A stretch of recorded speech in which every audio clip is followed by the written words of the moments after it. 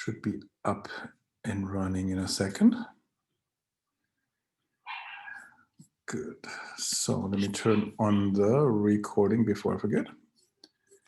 And so, very good. So have you all had a chance to watch that video number 4 where we show a few options of, lunging, double lunging, etc. And do you have any questions about that?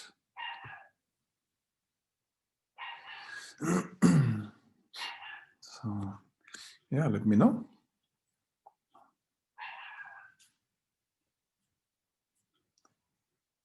Good, more and more people showing up.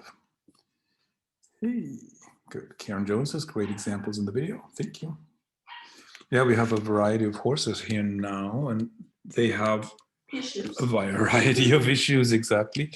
So it's all fairly basic work, but it's probably that, what's most useful for the majority of people.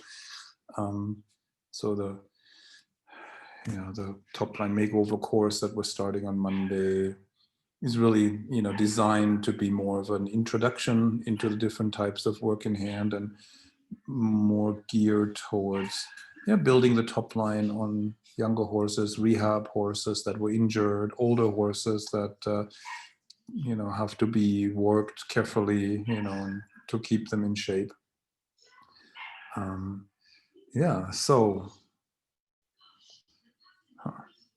So Karen Jones here says, how do you get that type of impulsion with a horse that has little riding experience? Well, with a horse that is still pretty green, under saddle, how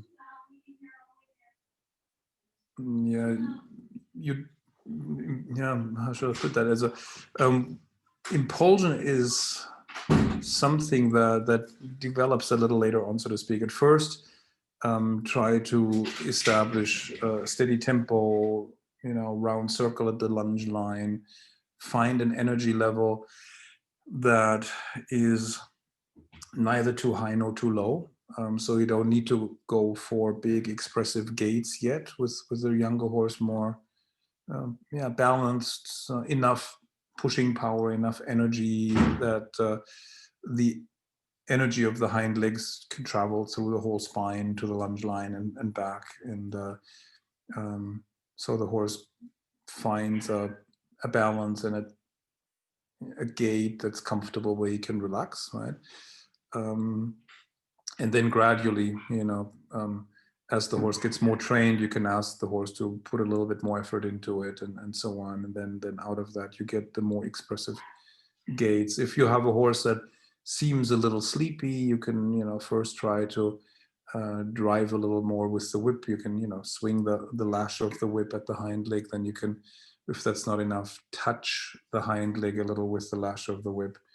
If that's not enough, you can swing the lash of the whip forward slowly and then quickly move the stick part of the whip back so that the end of the lash gets flung forward. It's that whiplash effect, right? It accelerates then and it nips the horse, and then that usually gets their attention and they wake up a little bit. You can do quicker successions of transitions to get the horse more active, more lively. Trot canter transitions. If the canter is balanced enough, then you can do trot canter transitions, and that should wake the horse up. You can also switch from lunging to a little bit of work in hand, where you ask the inside hind leg to cross a little bit on a circle line, and you can make the horse pick the hind leg up a little sooner with a little bit more energy, and then you can go back to the middle of the circle, let the horse trot around you at the lunge line. So you can switch, between the techniques to create more energy, maybe with work in hand, and then take advantage of that when you're lunging and so on. So you may have to alternate between work in hand and lunging a few times, in the session.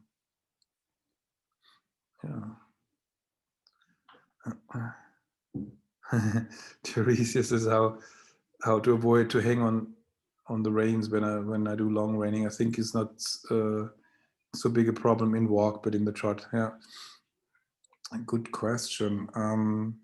At the long rein, you have to be able to keep up with the horse, with the horse's gait, right? When the horses are tall, they will move forward, pretty quickly. So you have to be able to take very long strides or run a little bit with the horse if he's tall enough.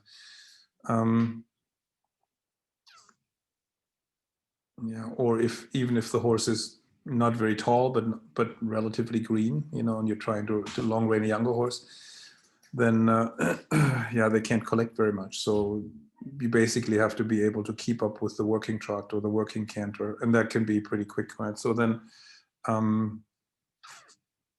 yeah, you have to maybe just do shorter spurts, long rein in the trot for a shorter distance, and then go back to the walk or the halt when you feel like you can't keep up anymore, when it's too tiring, and then take a little break and then prepare again and then trot again a little bit. Yeah, so that's one way to approach it. Make sure you're balanced enough in the way you're walking, so you're not stumbling sort of behind the horse, right? So be careful that your shoulders don't go forward too much. Keep your pelvis underneath you.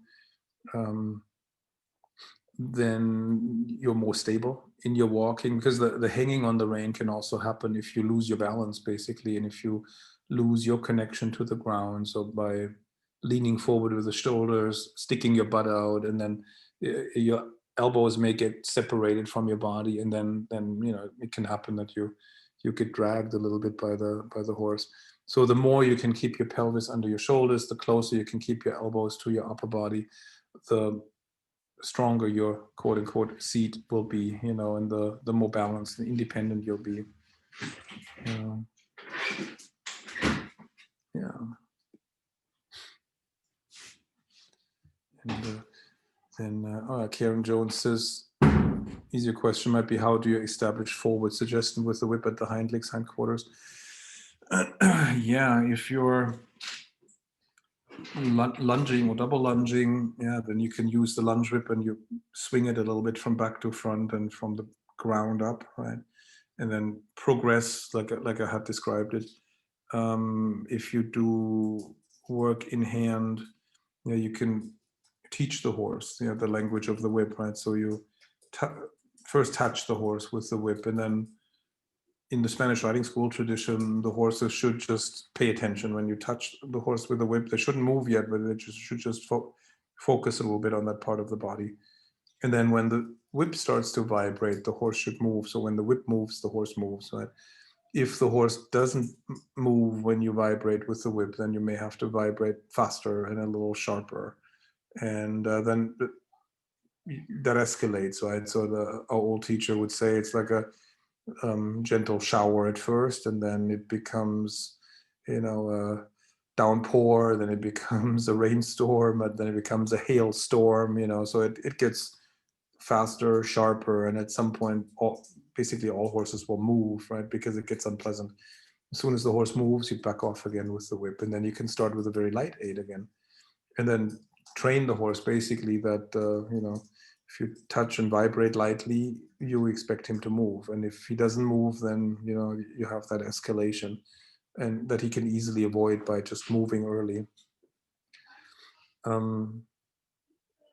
When you're long reining and the horse drags his feet, you have to be a little careful, because if you then drive the hind legs with the whip, he might also kick out. So if I have an issue with the forward at the long rein, I would go to the shoulder, do a little work in hand, wake the horse up in hand, get him to move with sufficient energy, then go back to the hips and then continue long reining. So that often works pretty well. And Susan Hinton Smith says, is it possible to evaluate a young horse's conformation when it's still growing? What would the evaluation tell you, assuming you can? Oh, it's tough. If they're in an awkward growth phase, then you can't tell very much. Then I would look at the parents and the siblings. that are already adults, and that tells you a little bit more about what you can expect. Or look at the way the horse was built when he was younger. They used to say that you should look at a young horse when he's 3 days old, 3 months old, I think, and then 3 years or something like that. But when they're yearlings, 2-year-olds, they can look so weird and awkward and funny that that probably won't tell you a whole lot. But yeah, look at, if you have a 2-year-old, look at the way he was built and the way he was moving at a 3 days or 3 months of age, and then look at the parents, look at the siblings, and then you can probably make an educated guess as to what he may look like when he's fully grown, or how he may move when he's fully grown.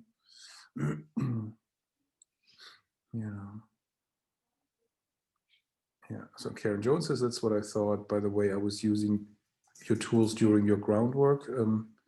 The energy of the lash. Yeah, exactly. And when you're lunging, the trick is really to use the entire lunge whip and use it as an extension of your body. A lot of people just think of the lunge whip as the stick, and then they sort of wiggle it, and then there is no energy transmission through the lash. Then you can actually tie little knots in the lash of the whip if you just wiggle the stick.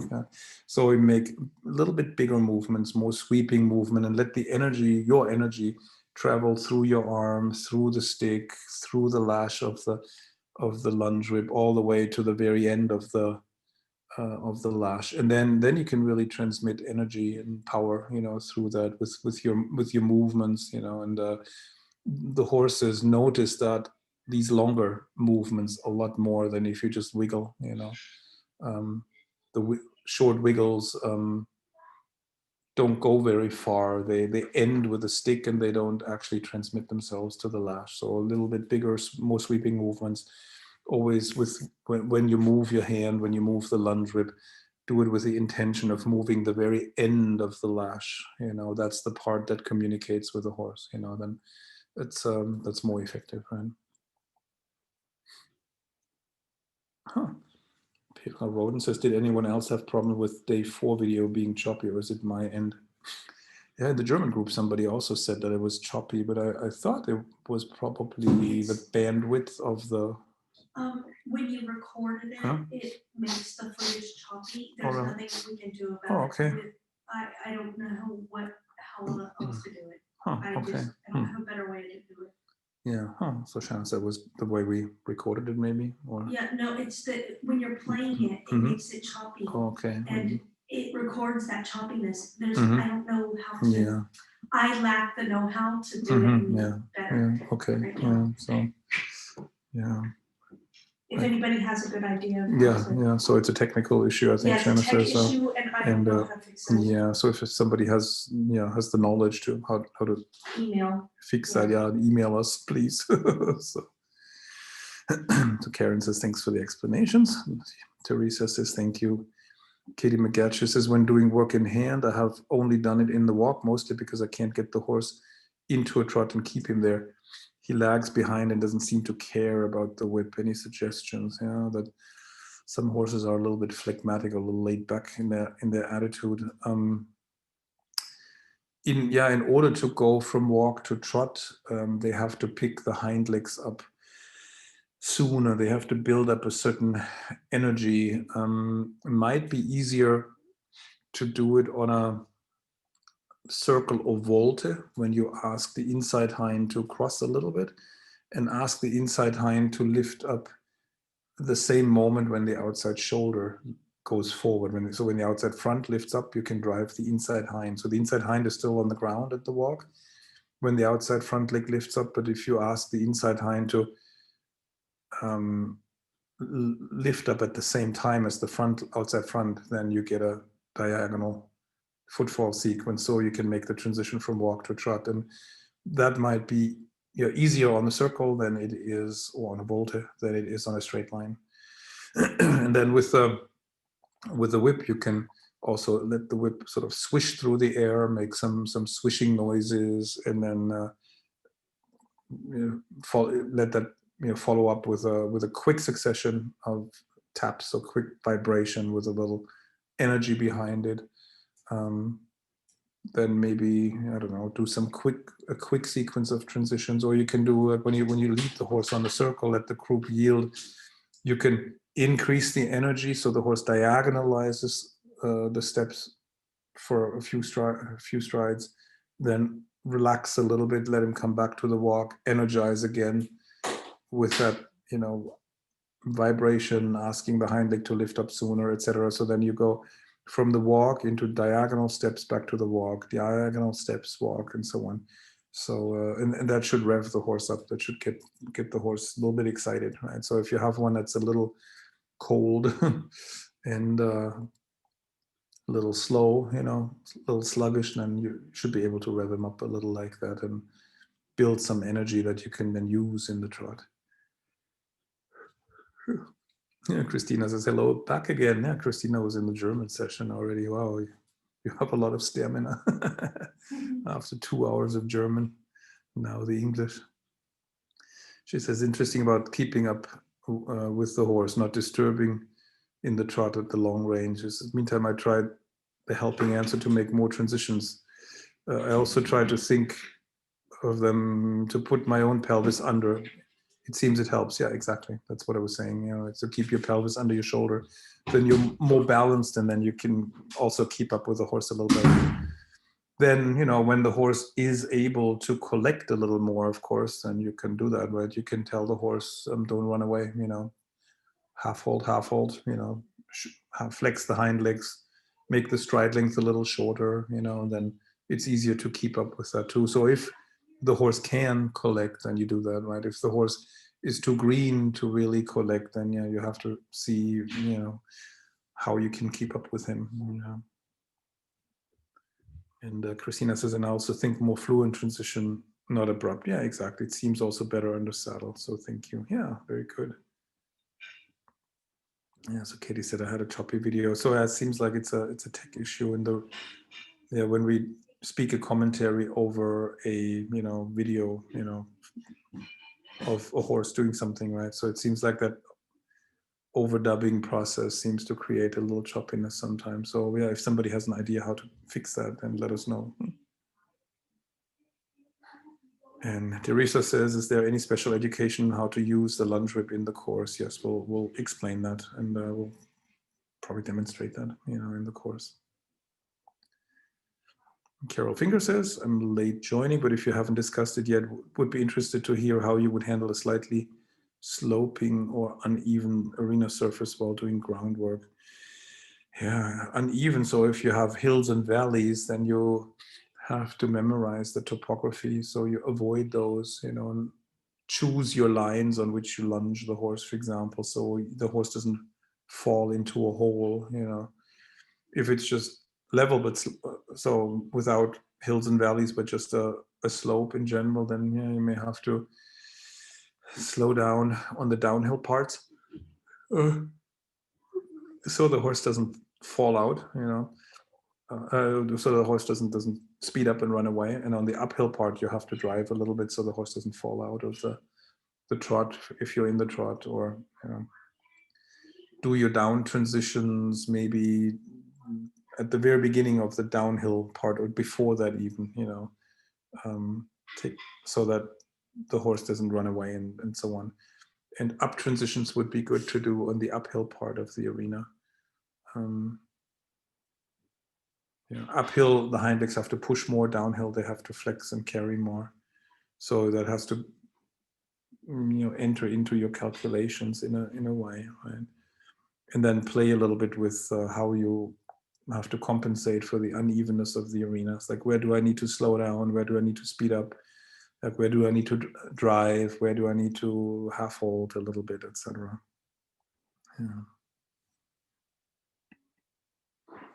Yeah.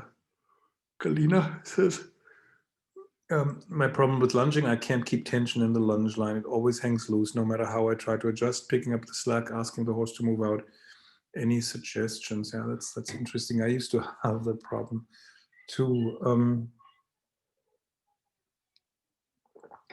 Some horses like to stay a little bit behind the aids, right? So the lunge line always is like drooped. And like years ago, when I had that issue, I would shorten the lunge line a little bit to make contact, right?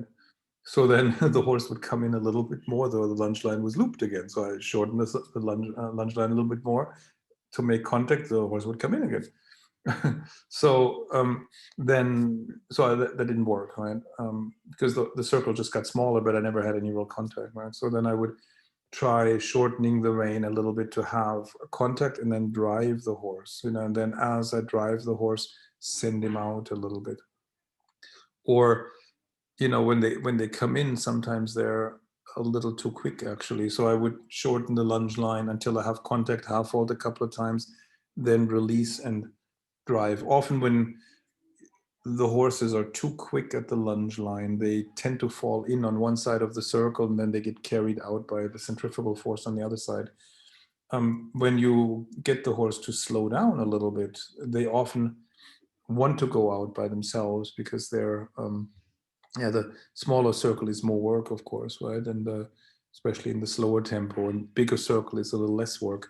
So they find it that way. You can try and alternate between going straight on the long side for a few strides and then turn onto a circle, then go straight a few strides and circle. That often gets the horse more into the outside rein or more into the contact with the lunge line too. Then you can do work in hand, where you enlarge the circle from the inside aids.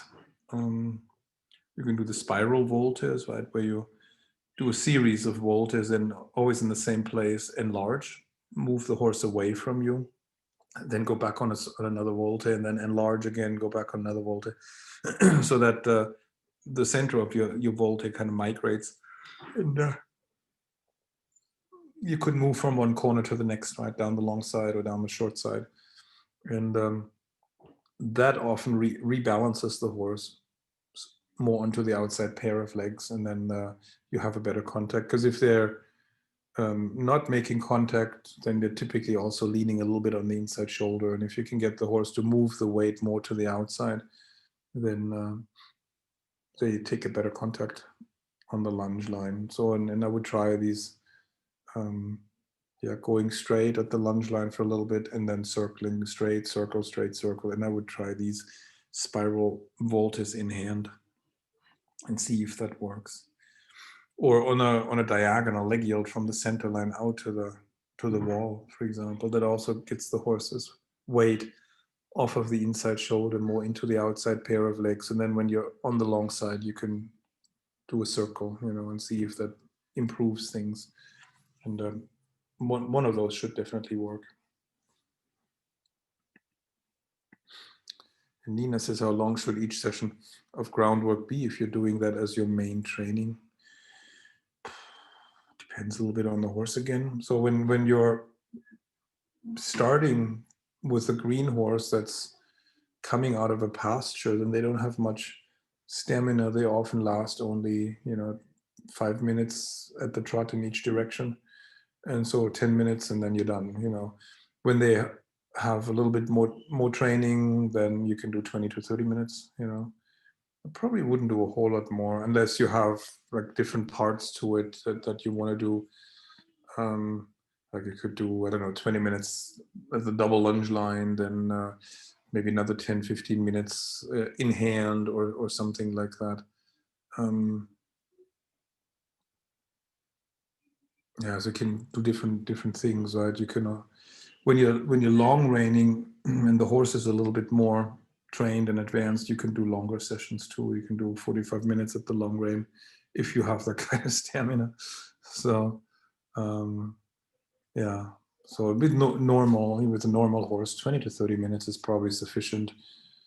With some horses, 40 minutes, is okay. Depends on how intense the session is, how strenuous it is, and so on. Hey, Sharon Francis, I've just finished long reining. Well, let us know how it went and what you did. And Roseanne Wellmaker says, are you talking about lunging with a bit, contact with a cavesson? I was talking with a cavesson, Some horses stay a little bit behind the aids, lean a little on the inside shoulder, so the lunge line is always looped. You don't get a good contact with a cavesson, but then you can use these techniques, and of course then when you switch from lunging to work in hand, then I would undo the reins, right, and then do the work in hand with the reins, and you can keep the cavesson rein lunge line attached to the cavesson also on the inside hand. So the inside hand has the lunge line in loops connected to the cavesson plus inside snaffle rein. The outside hand has the outside snaffle rein and the whip. So that's often a good way to do it. And then, when you go back to lunging, then you have to do up the reins again so they don't interfere. You can also see if it's easier with a double lunge line, if you can get a better contact on the double lunge line with the outside rein, so sometimes that's actually easier.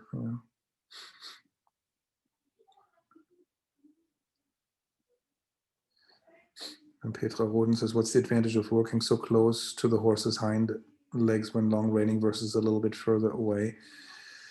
When you're really close, you can influence the horse more precisely and in more different ways, because you can touch the hind legs, and especially when you do lateral work, then it's sometimes an advantage if you can push the croup a little bit, with the back of your hand or your forearm, your elbow. You can give a little push, and then the hind leg sidesteps a little bit. Some horses like it when you're really close, and that gives them a more secure feeling. You can frame the hind legs really well. Some horses get claustrophobic though when you're too close. They prefer it if you're maybe 3-4 feet behind them, in the middle behind them, and then you can check on straightness. You can frame the hind legs left and right with a lunge line, but you're not touching them with your hands. So that sometimes that works better.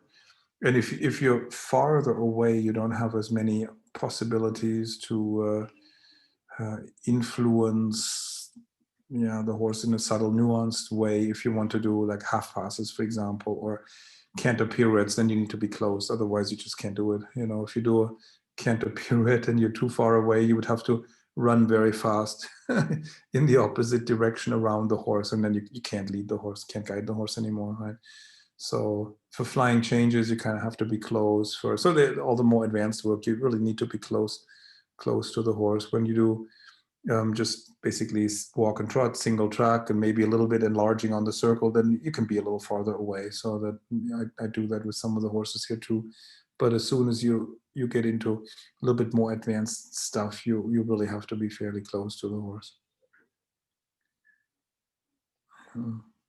Being farther away has the advantage that you can't get kicked so easily. So if a horse hasn't done it yet, or you don't know the horse that well, then having more distance might be a better option than being right up close.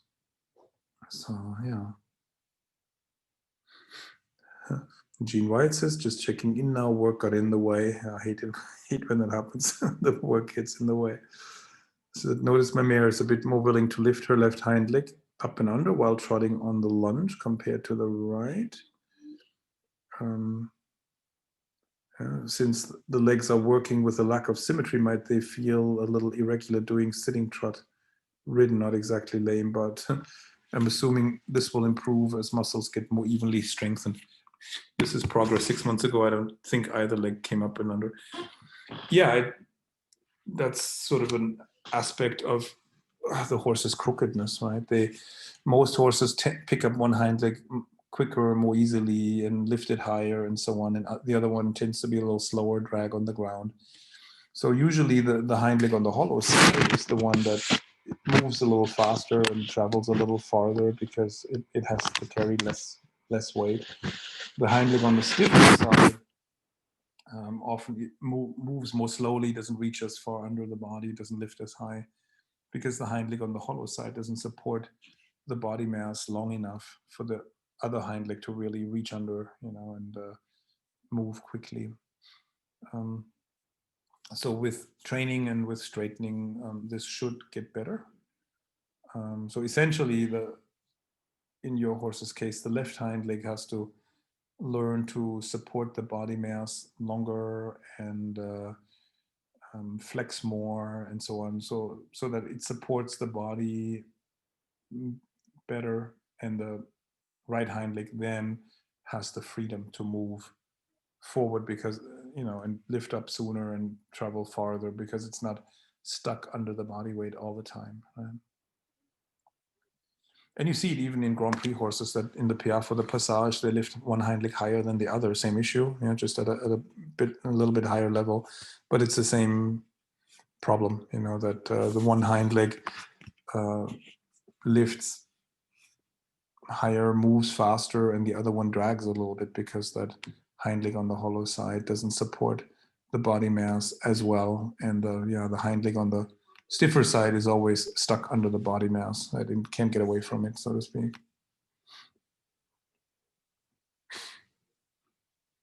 Yeah, so Sean France said, I just finished long reining and mixing it up with work in hand, so switching back and forth, as you have just mentioned, asking for quick transitions gave me a quicker response and more energy. Yeah, exactly. That's normally what happens, right? And Sharon says, what I did notice a few times when doing the work in hand, he pins his ears when I'm close. However, being further away, I don't have as much control of his paw when doing shoulder in or haunches in, etc., just as you have mentioned. Yeah, interesting that the horse then pins his ears when you're close. Interesting. Maybe he doesn't like it when you have more control over his paw. Yeah, because you can address him more precisely. You can pinpoint your aids better when you're closer. Could be that that's what he doesn't like, because now, his favorite hiding places are going away, and then now he has to yield in parts that he was able to hide in the past, or where he was able to stay stuck because he couldn't access them, right? So it could be that's why he pins his ears, right?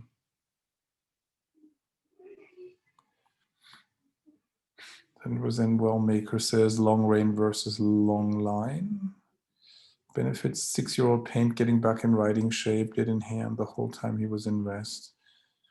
Yeah, the long reining, the classical long rein work is more collected, and you can do walk, trot, canter, piaffe, passage, flying changes, airs above the ground, etc. So that you can do all the movements on the long rein that you can do under saddle. This long lining is usually done with a bigger distance, more at the walk and trot or jog, and more on a single track without lateral movements and so on. So it's more basic. Certain things will be difficult, or you won't be able to do the long lining with a longer distance and the surcingle on. But it could be a good thing, to alternate with double lunging, or it could be a good thing to introduce the horse to long reining, to start with more distance and just go, simple arena patterns, single track. Mm-hmm. Then Gene White says, lunging questions, inexpensive serrator, leather is quite thick. Do I put the bridle on first and then the cabochon, or the cabochon under the bridle, as I've been doing? Seems like a lot of bulk, not wanting to share space from Paul to maybe the level of her eye. Yeah, traditionally you put the cabochon over the bridle.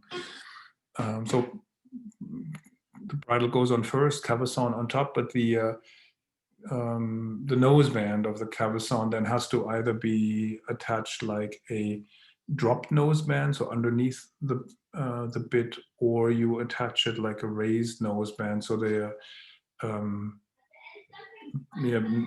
straps of the noseband of the cabochon, they go under the cheek pieces of the snaffle, so you don't pinch, the snaffle ring against the side of the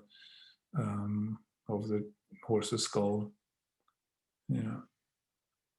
Oh, cabochon doesn't have a jowl strap. Might help if I added one. Yeah, you can, to keep it out of her eye. That's sometimes not a bad idea, Depends on how the throat latch is attached. If that's, sometimes they attach it a little further down, so it can also help to keep the cavesson out of the eye. But there are some cavessons that have two straps, like a jowl strap and a throat lash.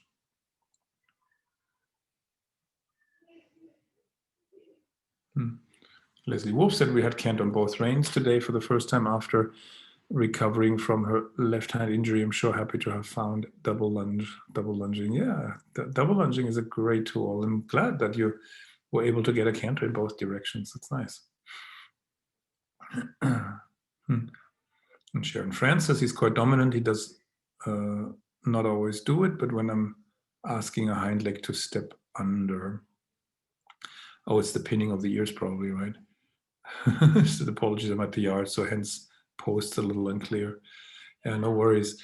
Yeah, can well be that the horse pins his ears a little bit when you make life a little harder. Sometimes horses are not especially happy if you ask them to work a little harder than they used to.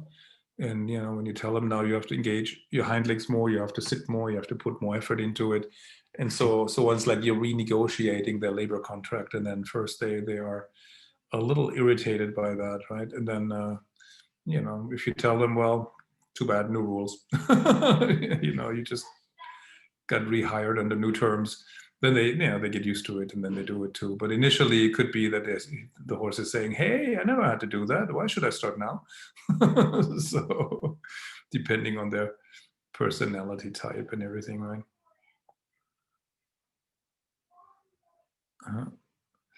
Okay, and then Sharon says, when single lunging on the left rein, his hollow side, his inside hand seems to step well under, but behind the center of mass? I would have expected it to escape out. Yeah, usually on the hollow side, the inside hind escapes to the inside, or the shoulders drift to the outside. Sometimes the hind legs stay on track, but the shoulders drift out. So then the circle gets bigger, or the horse overbends, or you feel like I have a hard time keeping the horse on the line because he's always drifting out. So yeah,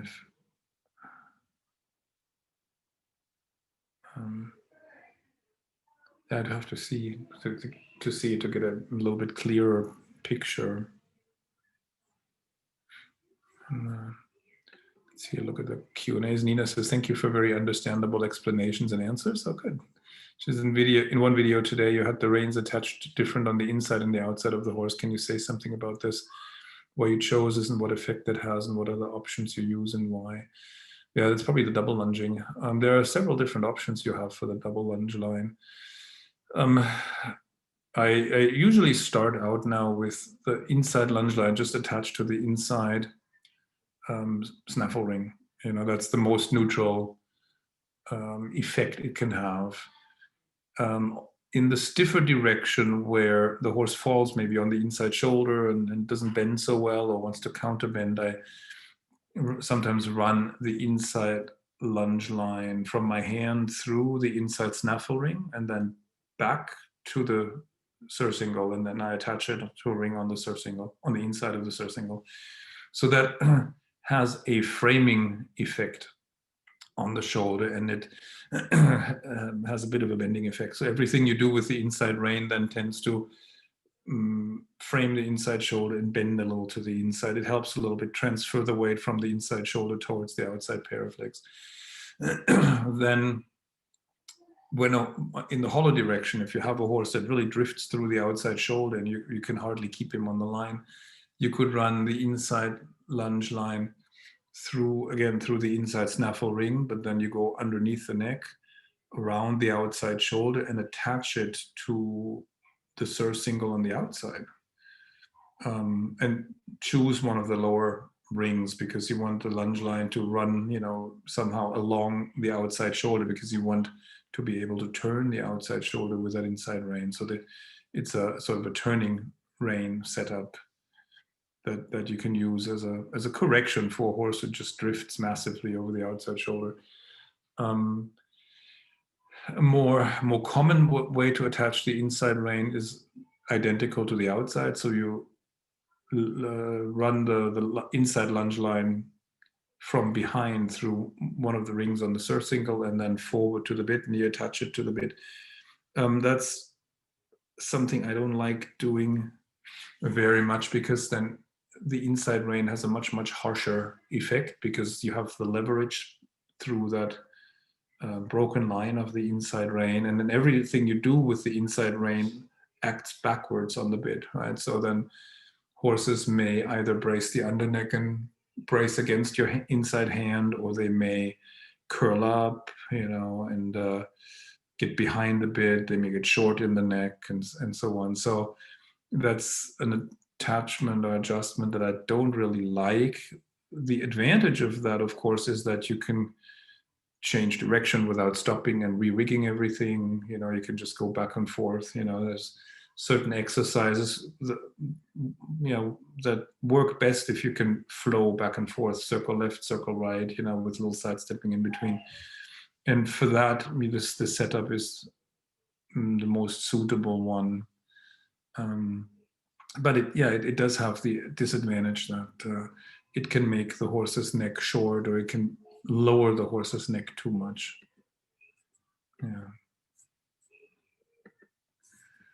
Yeah. And Sharon France was saying, yes, thanks, I will post some videos when the course starts. Yeah, it will be interesting to see. Corey says, can you suggest something to avoid the horse rooting and pulling on the bit, depending on what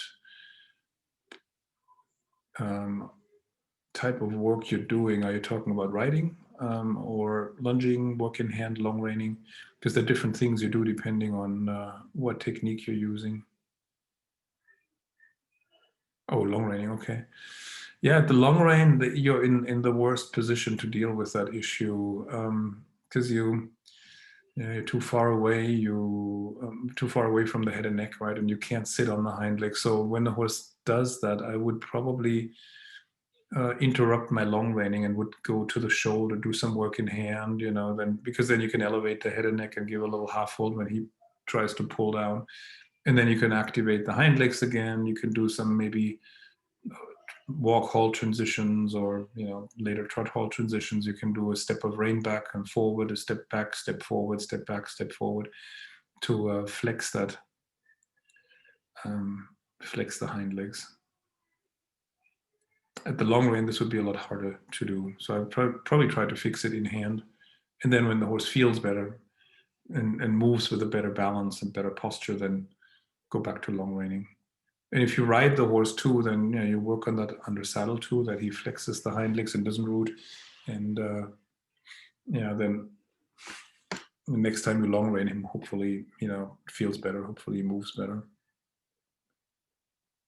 Yeah, she doesn't do it when riding. Yeah, the long rein is a little vulnerable to that sort of thing. The horse lowering the neck too much and pushing the croup up, right? So when you ride the horse, then you can work on flexing the hind legs, pushing the croup down a little bit, and so the horse goes in better balance. And then in groundwork, the work in hand is probably the most suitable for that situation, because you can elevate the head and neck a little bit. You can rein back, you can sidestep, bring the hind legs under the body, and the right combination of that will improve the balance so the horse doesn't root anymore. Another thought, of course, would be to team up, have one person riding the horse and then a second person long reining the horse, because then the rider can use half halts and weight aids, right, to flex the hind legs, and the person long reining then can do the normal long reining stuff. So that's an interesting thing, to long rein a rider on the horse. And Corey says, do you use a snaffle for this all of the time? Yeah, usually for the long rein, I usually use a snaffle. I mean, you can also use a cavesson if the horse doesn't get too heavy in that and doesn't pull too much. Some horses lean on the cavesson because it's comfortable somehow. When I long rein a rider, then I usually put a cavesson on over the bridle and attach the long rein to the cavesson, and then the rider has the snaffle. So that were not talking, to the same part of the body or the same piece of equipment with our two sets of reins. So that often makes it a lot more differentiated. If the rider has the snaffle, I have the cavesson, long rein attached to the cavesson, and then we can cooperate, so to speak. And then the horse has a clearer communication to which aid is from the person on the ground, which aid is from the rider. Yeah. Very interesting. And let me look at the Q&As here. Pixie says, I have a very green semi-rescued PRE gelding. Despite being 13 years old, he becomes extremely excited when I lunge him in a trot. He doesn't find any fluidity in trot and often wants to break into a very unbalanced canter. Should I just keep going until he calms down? Will he eventually bring his head down and find a balanced rhythm? He's fairly fit already. Yeah, tricky situation. I don't know what the history of the horse is. Maybe he had some bad experiences at the lunge line. Maybe he was chased at the lunge line. Probably the best way to deal with it is to treat him like a completely green horse and hand walk him on a circle first. When he calms down, walks calmly next to the horse. Next to the handler, then you can try and move a little bit away from him and see if he will walk on a circle. Then you can see if he will trot a little bit with you at a bigger distance. If he gets nervous again, go up to him, walk him again. Maybe try, essentially hand walking him on a circle, and then see if he will trot next to you. So it's like a mixture of work in hand and lunging. So see if you can let him trot next to you calmly on the circle. I can do some transitions, walk, trot transitions, so it's not too tiring for you. Then when he's calm at that, see if you can do this also with more distance. Maybe take it 3 feet distance, 5 feet distance, and then gradually increase the distance until the horse can stay on a bigger circle and you on a smaller circle or in the middle of the circle. You can try doing it with two people, one person leading the horse who carries the whip, and then the second person holding the end of the lunge line in the middle of the circle. That works too. That's how we always used to do it with the young horses. That was the easiest way, in a sense, to get started with a young horse or retraining horse. That's how the Spanish riding school always does it. If you don't have a second person, then you try hand walking on a circle and then see if you can get a little bit away, and the horse hopefully stays calm on the big circle, and then go back to him when he gets nervous, or try the walk trot transitions more or less in hand on the circle line, and then gradually make work in hand into lunging. So I wouldn't let him race around, because that's mentally not good. It's not good for the tendons, not good for the joints. It develops the wrong muscles, develops the wrong posture or the wrong idea of the work. Some horses are unbalanced in the trot and they break to the canter, and then they're more balanced in the canter than they were at the trot. And in those cases, I let them canter. But if he's just, sticking his head up in the air and dropping the back and just racing around, then I wouldn't let him do that, because and some horses work themselves up into a frenzy. Like they run faster and faster and completely lose their mind. So better to reset, so to speak. This stopping the horse, going up, hand walking him. It's a little bit like a reset, and they often calm down much faster than if you just let them run around. So, and Lenz says, I'm rehabbing my 17-year-old sacroiliac and hind end problems. He has had injections and body work, extensive work up by the vet with no real solid diagnosis. Working only 4 days a week, 2 on, 1 off, 2 on, 2 off. Yeah. I've been told to ride him, but I'm liking the double lunging work as I can see better what he's doing and hopefully getting him stronger and working well without my weight. But my concern is if this will be too much to keep doing the lunging work all 4 days. Should be okay. And you can, alternate, with, or intersperse it with a little work in hand or a little long reining and so on. So you break it up a little bit so it's not only lunging for a longer period of time, and make the lunging interesting with some transitions, intersperse it with a little work in hand or a little long reining. So yeah, I think that should be fine. And but you can add a little riding if you feel like it's useful. Yeah. So yeah, usually there comes a time when you feel like time for new input and new exercises, and maybe the riding is a good next step. When all that groundwork is very familiar, and maybe he's losing interest a little bit, then you can add the riding too. So cut back on lunging and add more riding. You can still use some lunging or double lunging to warm up and then get on and ride afterwards. That's what I do a lot too. That works pretty well.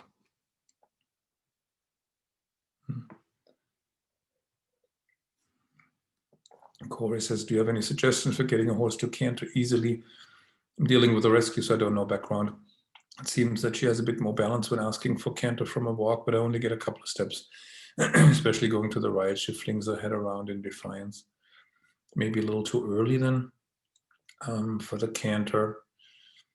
So I typically wouldn't ask for the canter unless the horse can trot in good balance, make a round circle, steady tempo, at the lunge line. And then, if you lift your inside hand when the inside front leg lifts up, and then drive a little with the lunge whip when the inside hind leg lifts off, then you can get a correct transition. And horses usually respond well to that pretty early.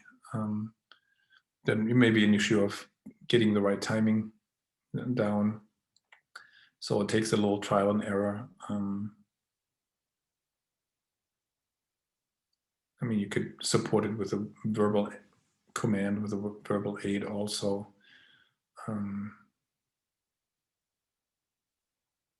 Yeah. And flinging the head around, it's probably that she's out of balance at that moment. And I would only ask for the canter if the trot on the lunge line is steady, not too fast, not too slow, with contact on the lunge line. Like if the horse is not taking contact on the lunge line and you ask for a canter, you'll probably get the wrong lead or a cross canter or something, or the horse might just run away at the trot and get faster. So I would wait for a moment when the horse feels pretty well balanced. When you can create a little bend to the inside, so, and then, the canter aid will come through a lot better. Yeah, and Roseanne Wallmaker says, sometimes I get a better trot after a canter, even under saddle. Yes, depends on the horse. The canter often gives the trot more bounce, more power, more impulsion. The trot often gives the canter better balance and maybe a degree of collection. So yeah, if you have a horse that benefits from cantering and trot canter transitions, then definitely do that.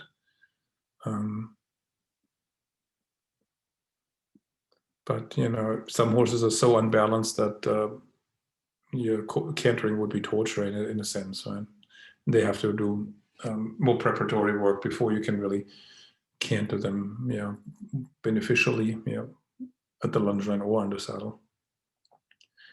At the lunge line, it's usually easier for the horse to canter, for example, because they don't have to carry the weight of the rider.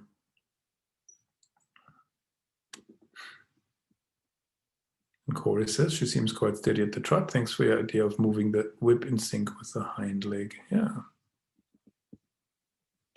So let me check on YouTube. Oops. 14 people watching, but nobody is asking any question.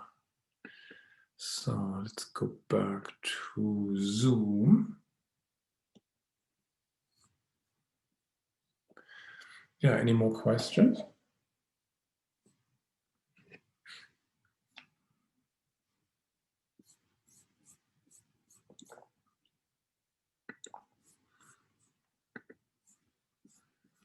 Let me see here.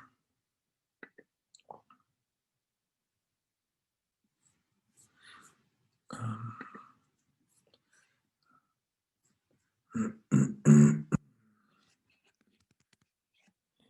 me try something here. Yeah, do you have any more questions I can answer?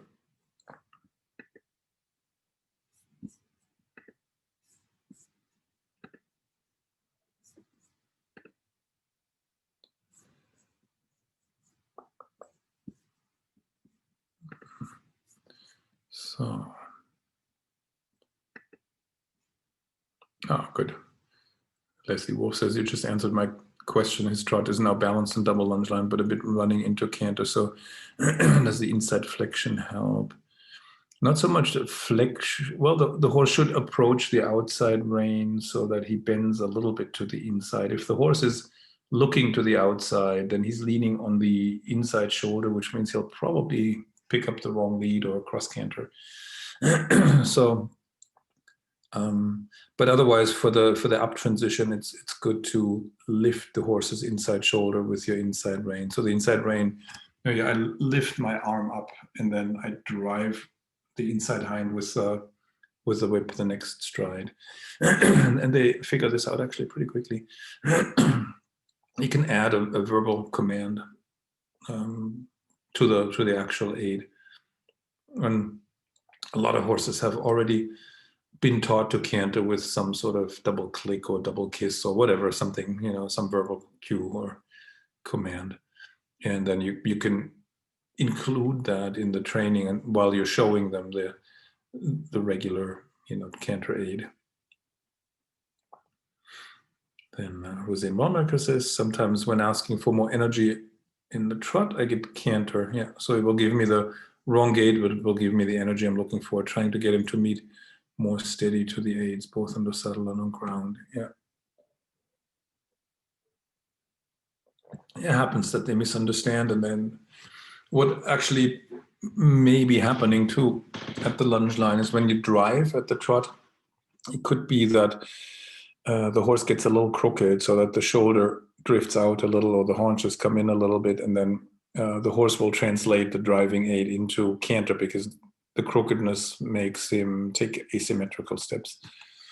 But yeah, I mean, you can just take the canter, keep him in the canter, make sure he canters with good energy. You could actually then in the canter try to lunge on squares or rectangles rather than on circles. And that has a straightening effect. Right?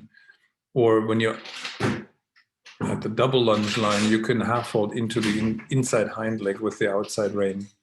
So half fold on the outside rein when the inside hind leg is on the ground, whether it's in the trot or the canter, right? And then when you do it in the canter, there's a good chance that the horse will then come back to the trot. And if you do it in the trot, you may be able to keep him in the trot longer, and he won't be, won't escape into the canter so easily. Yeah. So Roseanne says, what canter aid do you give? Well, like I said, I raise the lunge line when I just have a single lunge line, and then I raise it when the inside front is in the air, and then drive with the lunge whip when the inside hind leg comes off the ground. And when I double lunge, I just use my inside rein to lift the inside shoulder and then drive the inside hind. So, in the canter, the inside front lifts higher than the other three legs. So it's why if you can lift the inside shoulder, you prepare the horse a little bit for the canter depart, or you make it easier for the horse. And Christina says on the stiff side, or the double lunge line, I was thinking about trying to attach the lunge line inside rein to the cavasson directly into the hand outside rein, just to the surcingle no head attachment around the hindquarters into the hand. Is that a good or bad idea? It's interesting. You can try it. Yeah, maybe it'll work.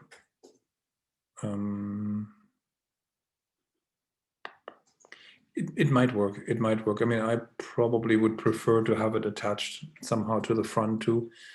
But yeah, go ahead and try it and see what happens. I mean, if you're not happy with the result, and change it again. But it could be an interesting little experiment to make.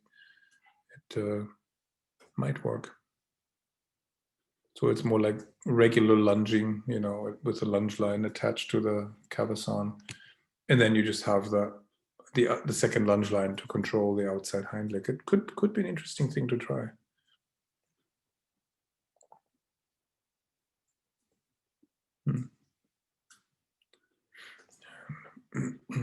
Corey says, can you describe more about how to do squares on the lunge line, or are you talking about long reining? Well, I was talking about lunging. Yeah, single lunge or double lunge. So basically I would let the horse go straight on the long side for a few strides, which means you kind of have to kind of go with the horse a little bit so that the shoulder doesn't come in but stays on the wall. And then you turn in 3 strides of the inside hind leg, and then you have to release that lunge line or the inside rein on the double lunge line again, and go walk on a straight line yourself to the opposite long side, turn again, go straight for a few strides, turn again, and do it so that these squares or rectangles migrate, that you don't stay in the same place, but you gradually move from A to C or C to A, you know. So yeah.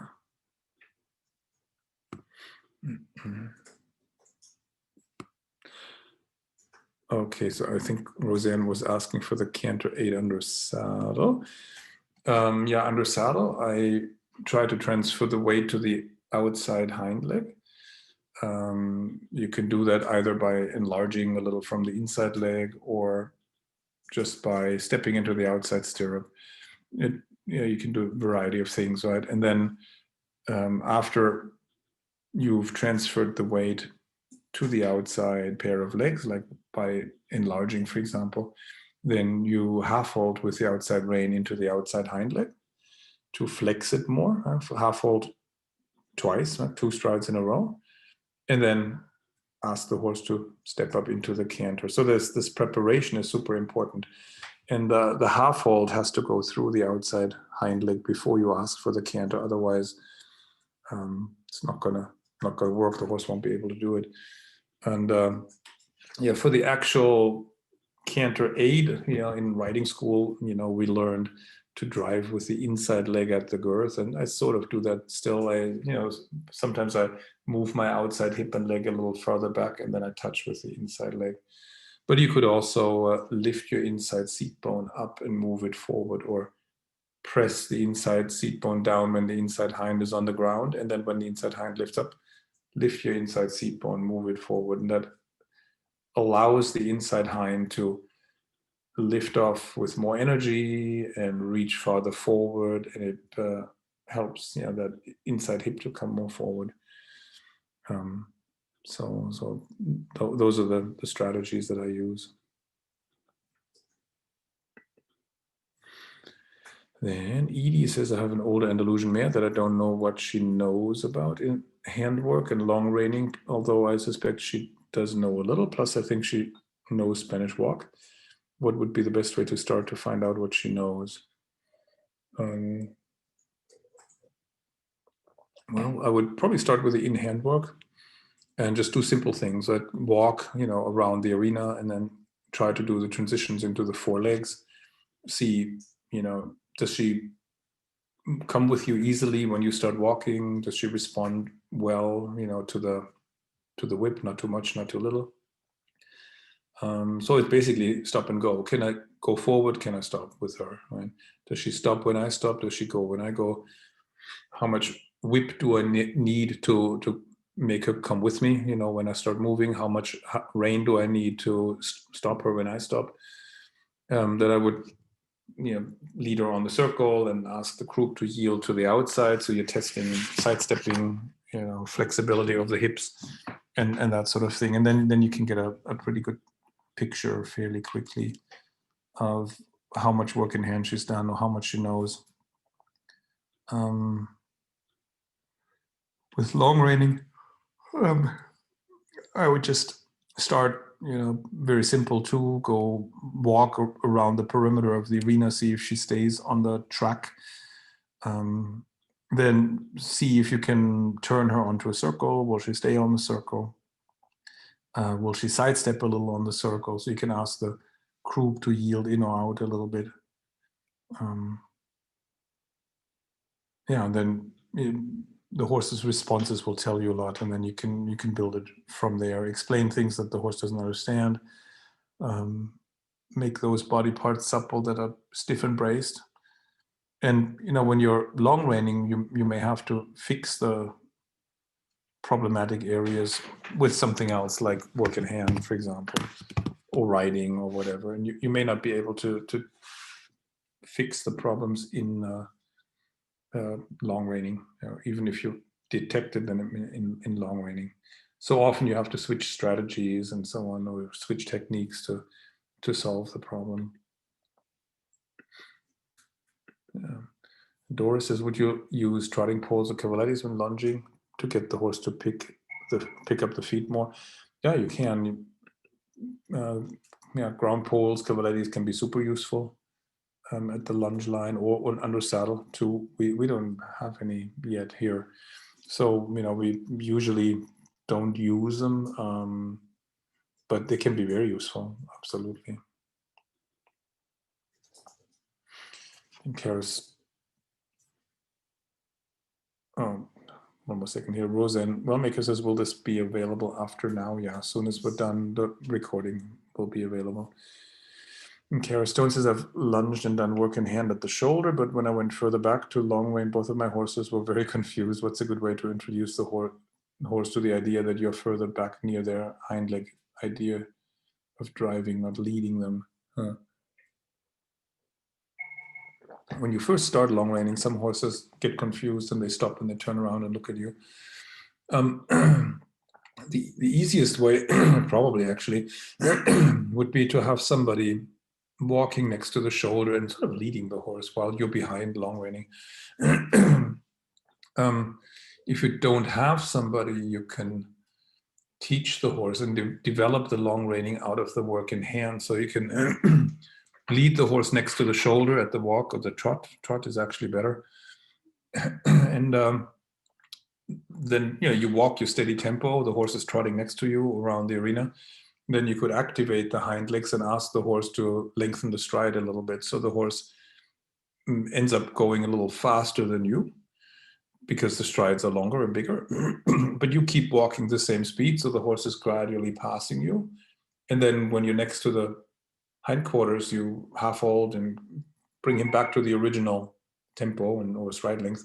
And then you're essentially long reining, right? And if the horse still gets confused, you could go back to the shoulders and then repeat that process.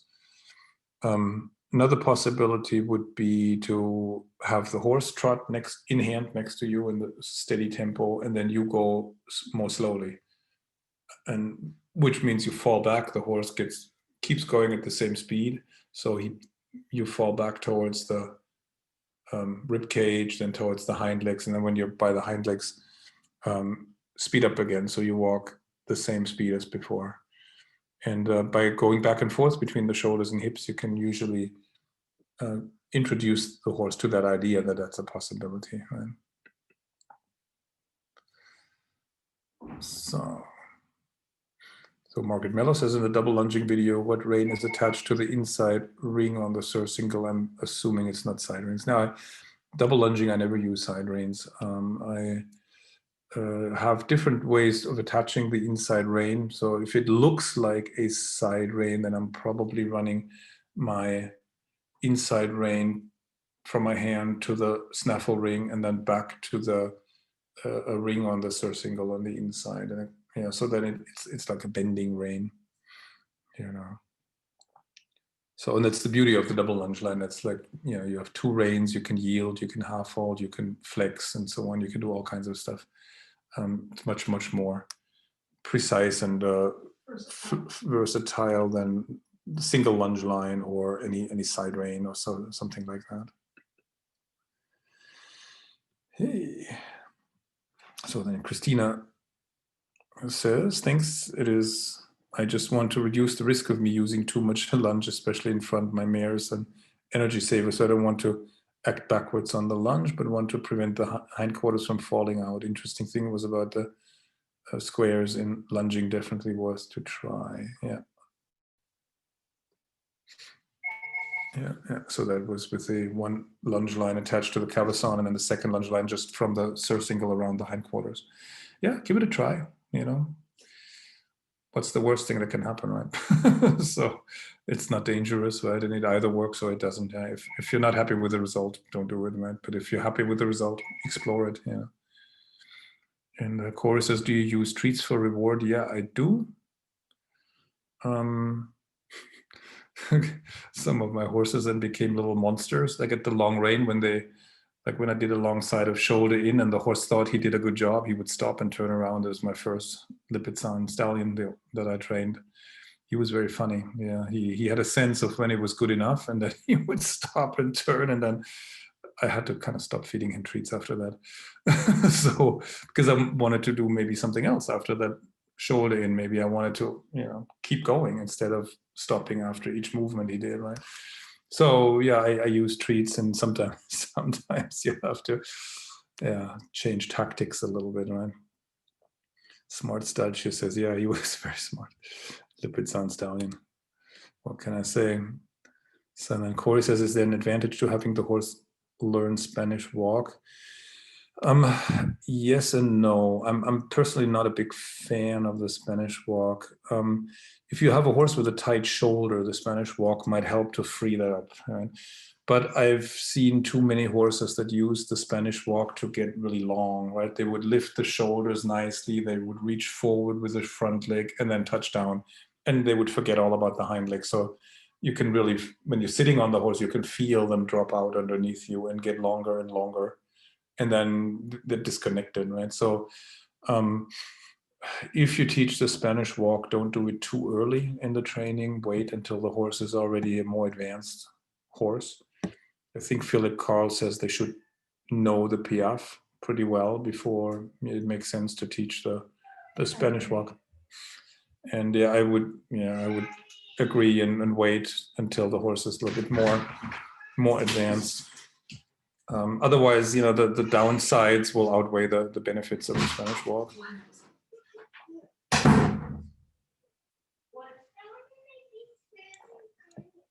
Corey says, I think it becomes a Spanish stomp too easily. Yeah, it's of course they can then slam down the front legs and stuff like that. And Hall says, my mare has been speaking to your stallion about treats. Yeah, so the smart horses, they figure this out, right? And then they reward themselves. So yeah, so Sherry says, I posted a few images of my gelding and would like your thoughts. Let me see if I can find that.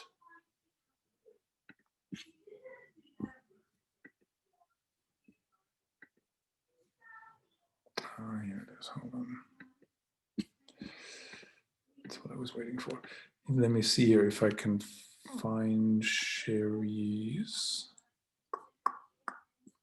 post.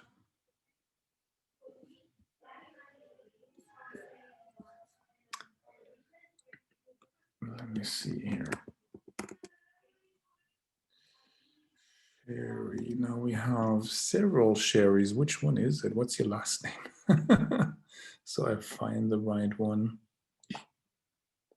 Don't think it says here. Yeah, I have to let me know your last name, and then I can look for the pictures. Okay, Leonard paint gelding. Okay, that helps. Sherry Leonard. Yeah, exactly here.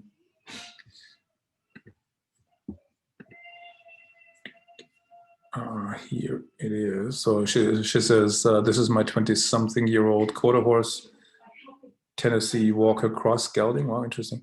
He was diagnosed with PPID in January of this year. He has always been heavy on the forehand. I'd really like to help him learn to carry himself better. Let's share the screen. So that's the view from behind. That's interesting. So it looks like the croup is a little flatter on the left and a little bit more developed on the right. And you see a little bit more rib cage on the right. This is interesting. It's a great picture, actually, because this has to do with the crookedness of the horse or the straightness of the horse. He's probably hollow left and stiff right, the way he's standing here in the picture. And yeah, so the rib cage seems to hang more or bulge more to the right, which puts more weight on the right side of the body. The right pair of legs has to carry more weight, which is why the muscles on the right are more developed, right? And if the rib cage bulges more to the right, then he'll have a slight bend to the left in the rib cage.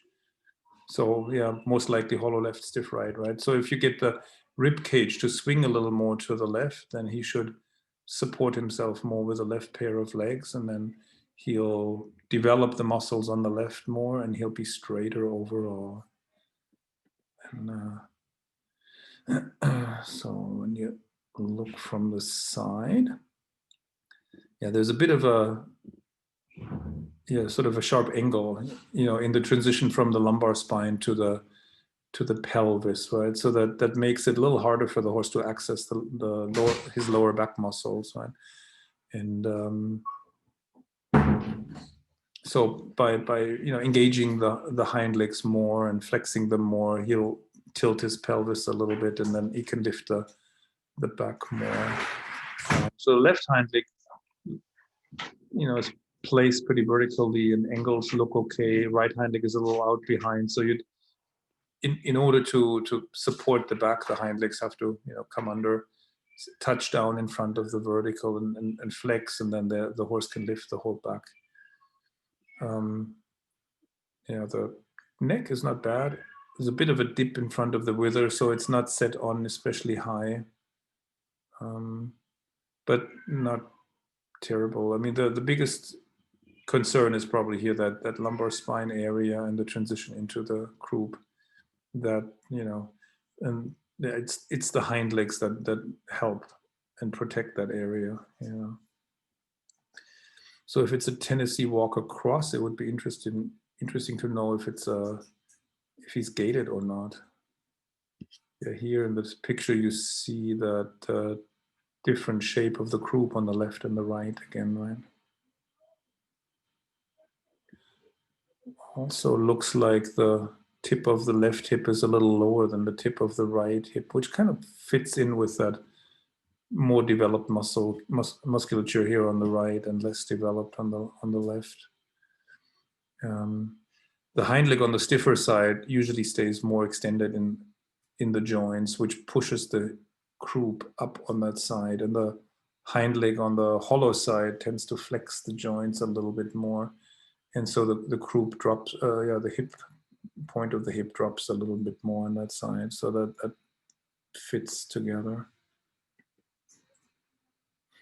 And so same thing from the other side. Yeah, you see that lumbar spine rising here towards the croup, and then at the transition from lumbar spine to pelvis, you have the angle in the top line. And here the hind legs are a little bit far behind. And it could be that he always likes to keep the hind legs a little bit out behind. And then if they're out behind, they don't support the lower back, so this will sag more. And when you get the hind legs to step under, he'll be able to lift this more.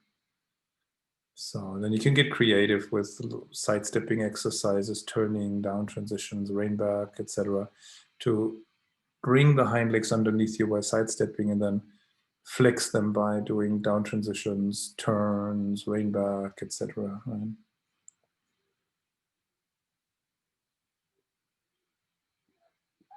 Yeah, very good. So let me look on YouTube and we'll just see if there are questions.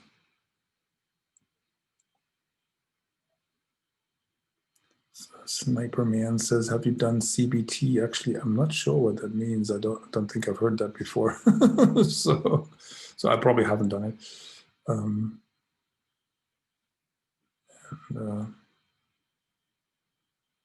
And Liz says, catching the end again, would you be able to review Esperanza Risueña horse if you didn't already? Probably haven't. Let me see if I can find that. To search. Here is the name.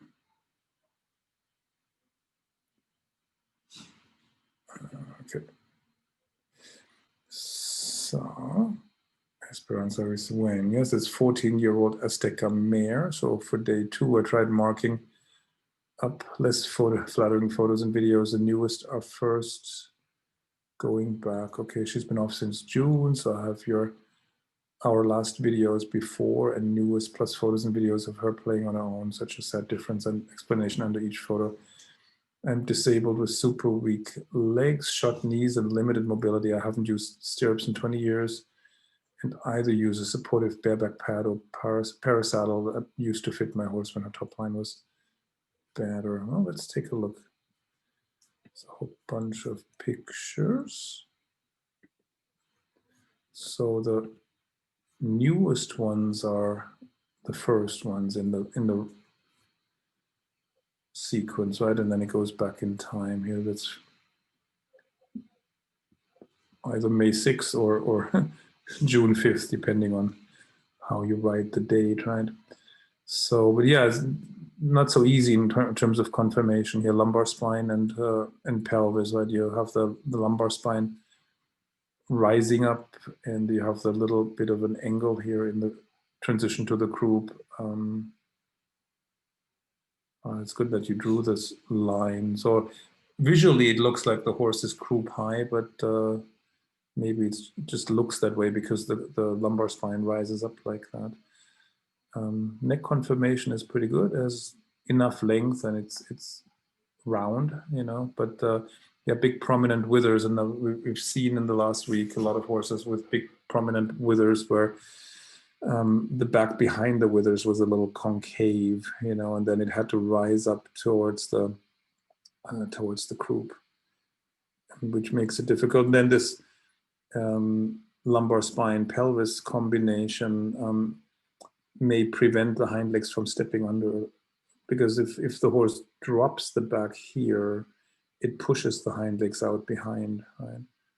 And if you can counteract that, get the hind legs to come under and flex, it will tilt the pelvis and lift the lumbar spine. That's a lot easier to do with without the weight of the rider than with the weight of the rider, right? So, yeah, so I don't know how old that picture is, but you see, you know, the point of the hip, the little angle here in the transition from the lumbar spine to the pelvis again. Yeah, here where you have the red circles, I can't really see a lot of what's going on. It could be that the croup is a little flat here, that this could be a little bit more filled out. Here, I don't, you know, the way the picture's taken, the lighting doesn't show very well. Yeah, here you see the horse, you know, on the forehand at that moment, you see the hind legs not really stepping under, down slope. Yeah, if the arena, you know, is on a downhill slope, then of course that puts the horse on the forehand, right? Or it yeah, sets the horse up for going on the forehand. And yeah, when the hind leg, if the hind leg only steps more or less into the vertical, right, not in front of the vertical, then it can't really support the weight, right? The hind leg can only flex when it's on the ground in front of the vertical. So ideally, the hind leg should step down somewhere here, you know, then in a bigger trot, and then you know, there is enough time for the hind leg to absorb the weight, flex the joints, and before it has to push again. So I mean, I don't know exactly how far the hind leg touched down in front of the vertical, maybe a little bit. It's probably not the moment of touchdown. It's probably a little bit after, but yeah, you see the croup being pushed up a little bit. You see that hind leg here is not supporting the weight at the moment because it can't in that position. So the back then will tend to hollow at that moment. So yeah, you see same thing right here. You see how the hind legs are a little bit out behind. Like if you draw a vertical line here through the stifle and the top of the pelvis, the hind feet are well behind that, right? So the hind legs are not really supporting the back, which is why, you know, it looks concave here. And with some training, you'll be able to do it. Here's commentary. Says photo right after I've started her back under saddle a week ago. She was lunged, walk trot 4 times a week while off atrophy in the blue line, sagging tummy, dip behind the wither, swelling behind the saddle, despite all the time off and twice a month Cairo angled croup. You see it here. So the commentary was a little covered up by my little window here. So it says she has her shoes back on. Here is section front left hoof, Myrina slope. Yeah, exactly.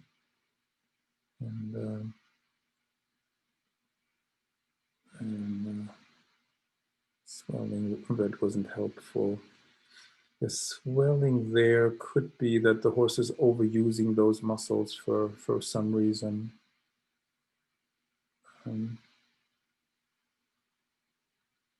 So after Cairo, yeah, it looks a little better, huh?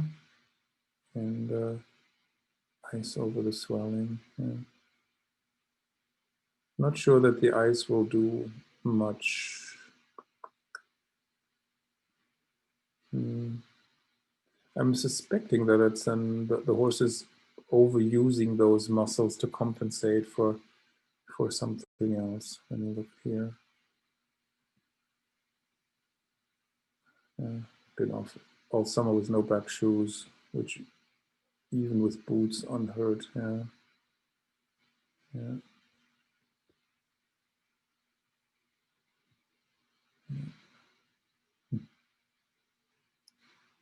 Yeah. So yeah, if you can strengthen the belly muscles, that would help, of course. You know, if you, I don't know if you can do like trot canter transitions at the lunge line or double lunge line. You know, if the horse stays fairly balanced, then that might be an interesting thing to do.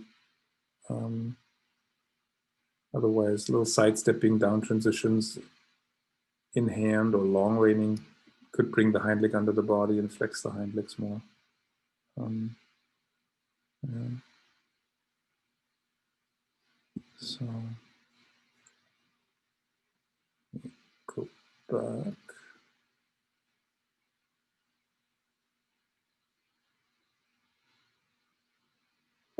Let me look again on YouTube, see if Liz said anything else.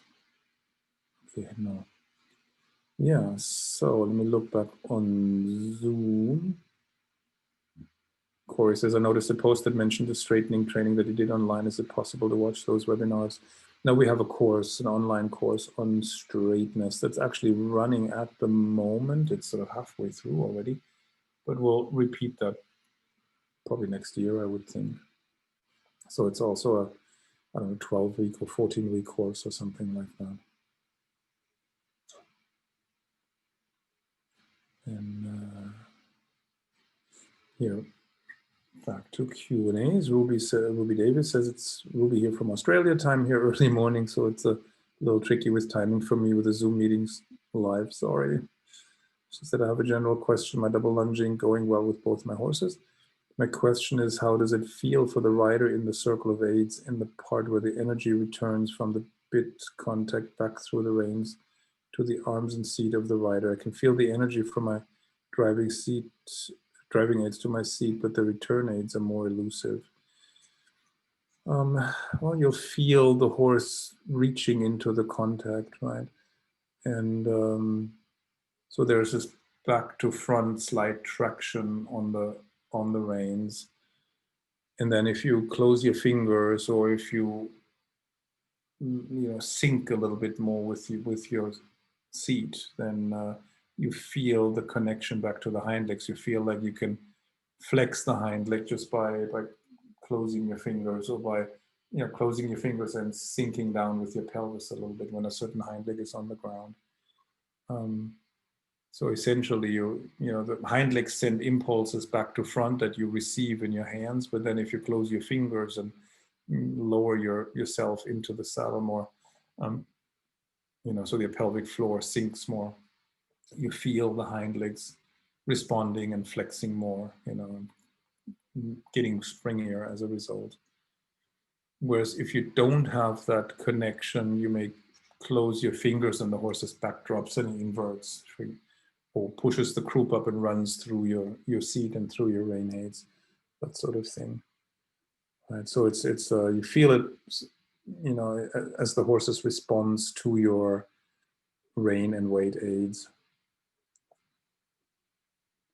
So Ruby says, also I'm feeling that when my driving aids arrive in my seat and hand, the rein aid, the rein in my hand is softened slightly. No leaning. Is this feeling correct?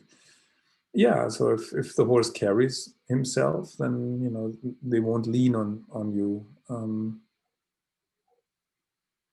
So it sounds like it's a good development, right? So especially if you feel like when you close your fingers for a half hold, or you swing down a little with your pelvis, for stride or two for half holding, then afterwards, when you release afterwards, if the horse is lighter, that's a good sign. Then you had a connection from front to back as well as from back to front. And so Helen Roberts says, on his hollow side on the lunge, when I ask for a walk trot transition, my horse tends to do a strange hop and goes into canter rather than trot. This happens early in the session. If I stop this happening, then later on he doesn't do it. I think you may have just answered this. He doesn't do it when ridden, huh? Yeah, that walk trot, he hops. Then he's probably still cold, still not balanced. Sometimes they do that when they still have tension in the rib cage or the hips. When they brace there, then they do this funny hop in the transition to the trot. Some horses do it under saddle too. So if you warm him up more, supple the hips with a little sidestepping and things like that, it probably goes away.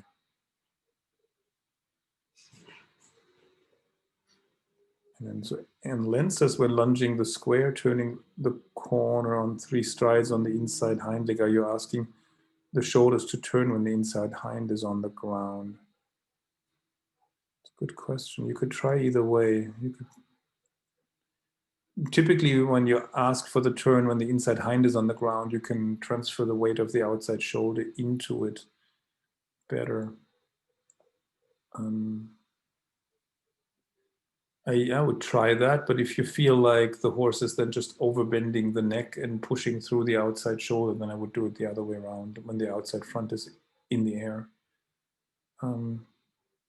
So when you have a single lunge line, the horse may not turn the shoulder when you give the aid when the inside hind is on the ground, because then the outside shoulder is down and the horse might lean on it and then just overbend and drift. At the double lunge line, you can use your outside rein for the turn, then it's less likely that the horse is going to overbend. So yeah, try which version works best, and you may find that with a single lunge line you have to do it a little differently than with a double lunge line.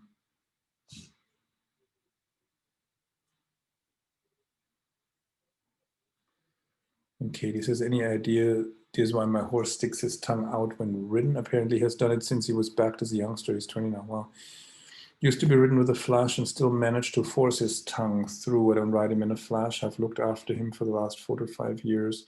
and he sticks his tongue out more when being schooled than when out hacking. Just curious if this means he's bracing against something or if he's uncomfortable somewhere. Yeah, usually means that the hind legs are not supporting the weight enough. We had horses here recently who did that too. They would open the mouth and pull the tongue up over the bit and so on. But they were like leaning on the forehand, and then when we got them more balanced, they stopped doing that. The one horse had also then been ridden with a flash, and that didn't help. He was still able to put the tongue over the bit. But yeah, once you change the balance, get the hind legs more under the body and get them flexing a little bit more, then they will carry themselves better, and then tongue will stay in. If the tongue hangs out on one side, it could be a straightness issue. It could be, I mean, I've seen horses that would stick the tongue out on the stiffer side, the side where they were leaning on the rein.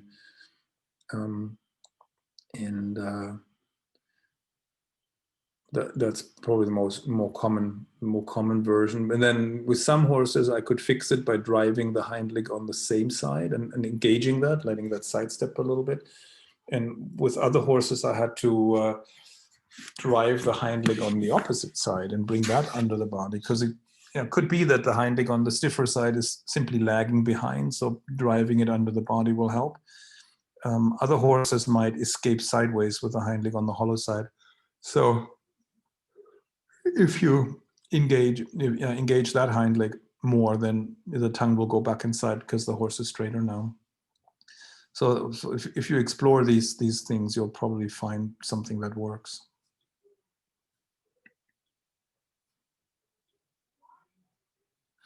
Oh, so here Corey says, okay, I hope we'll get notification of that.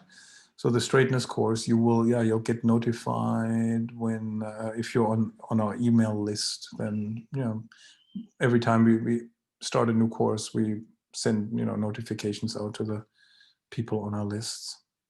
And then Corey wants to know if I use a double bridle. With the more advanced horses, yes. Right now, we don't really have anybody here who where it would make sense to ride with a double bridle. They all need much more basic work at the moment. But yeah, once they reach the upper levels, we use the double bridle occasionally. I mean, I like the snaffle quite a bit. So I don't use the double bridle that often. Even with the advanced horses, I often prefer to ride with a snaffle. It's interesting to ride with a double bridle, and there's additional stuff you can do. But they need to be really, really soft and supple and through, and fairly advanced with a snaffle before it makes sense to ride with a double bridle. And Edie says, if I wanted to teach my mare to do a little piaffe, is that all done by in-hand work, and is there a good resource to show how to do that? I've never seen it taught on the ground. Can every horse do it? Good question. I mean, it's typically easier for the horse if you teach them in hand first, because they only have to deal with their own weight and their own balance. They don't have to balance the weight of the rider. In addition, I mean, there are people who do it all under saddle. They don't like work in hand.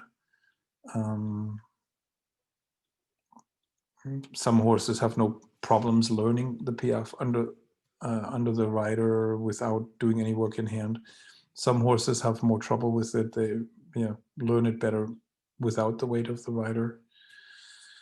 There are books and videos on how to teach the piaffe. So you can look around a little bit and see what you find. There's several resources. I'm not. None of the ones I've seen were all that helpful, except if you can still get the old Albert Ostermeier videos from the 1990s. There's one on piaffe training and one on passage training. They were pretty interesting. They were probably the most useful ones I've seen so far. But there may be others that I haven't seen yet. And can every horse do it? yes and no. I mean, there are horses that learn it very quickly, very easily. There are others that find it very hard. There are some horses that find the diagonalization part very difficult. They do everything a little bit in 4-beat, you know, then the piaffe in 4 beats too, then it can be difficult to synchronize the diagonal pairs.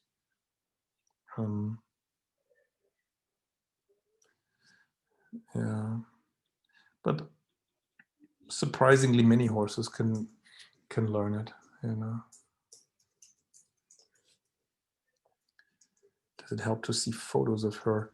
Well, it would be probably more helpful to see a video of the horse moving, you know. But on Facebook, Edie says, let me see if I can find a video. Also, I have to tell you a little bit more about our course too. So it begins on Monday. It begins on Monday, exactly. Let me see, Edie. I sent you the link. Yeah, no, so it's probably Edie Nielsen, I would think.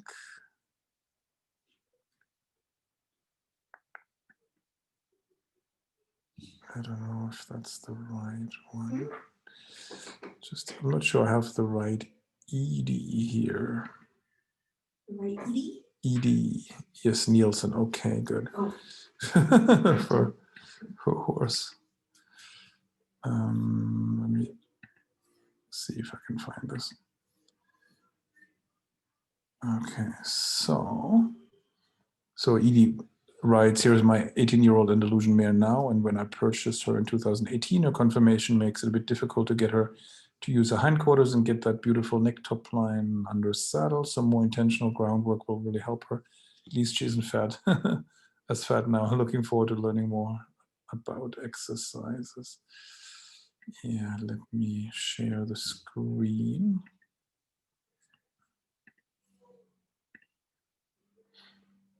Yeah, so let me look at the pictures. The neck looks pretty nice. The lumbar spine pelvis transition is a little tricky, but you know, she's another horse with pretty big withers, and then that makes the thoracic spine a little concave, right? And the lumbar spine has to rise up.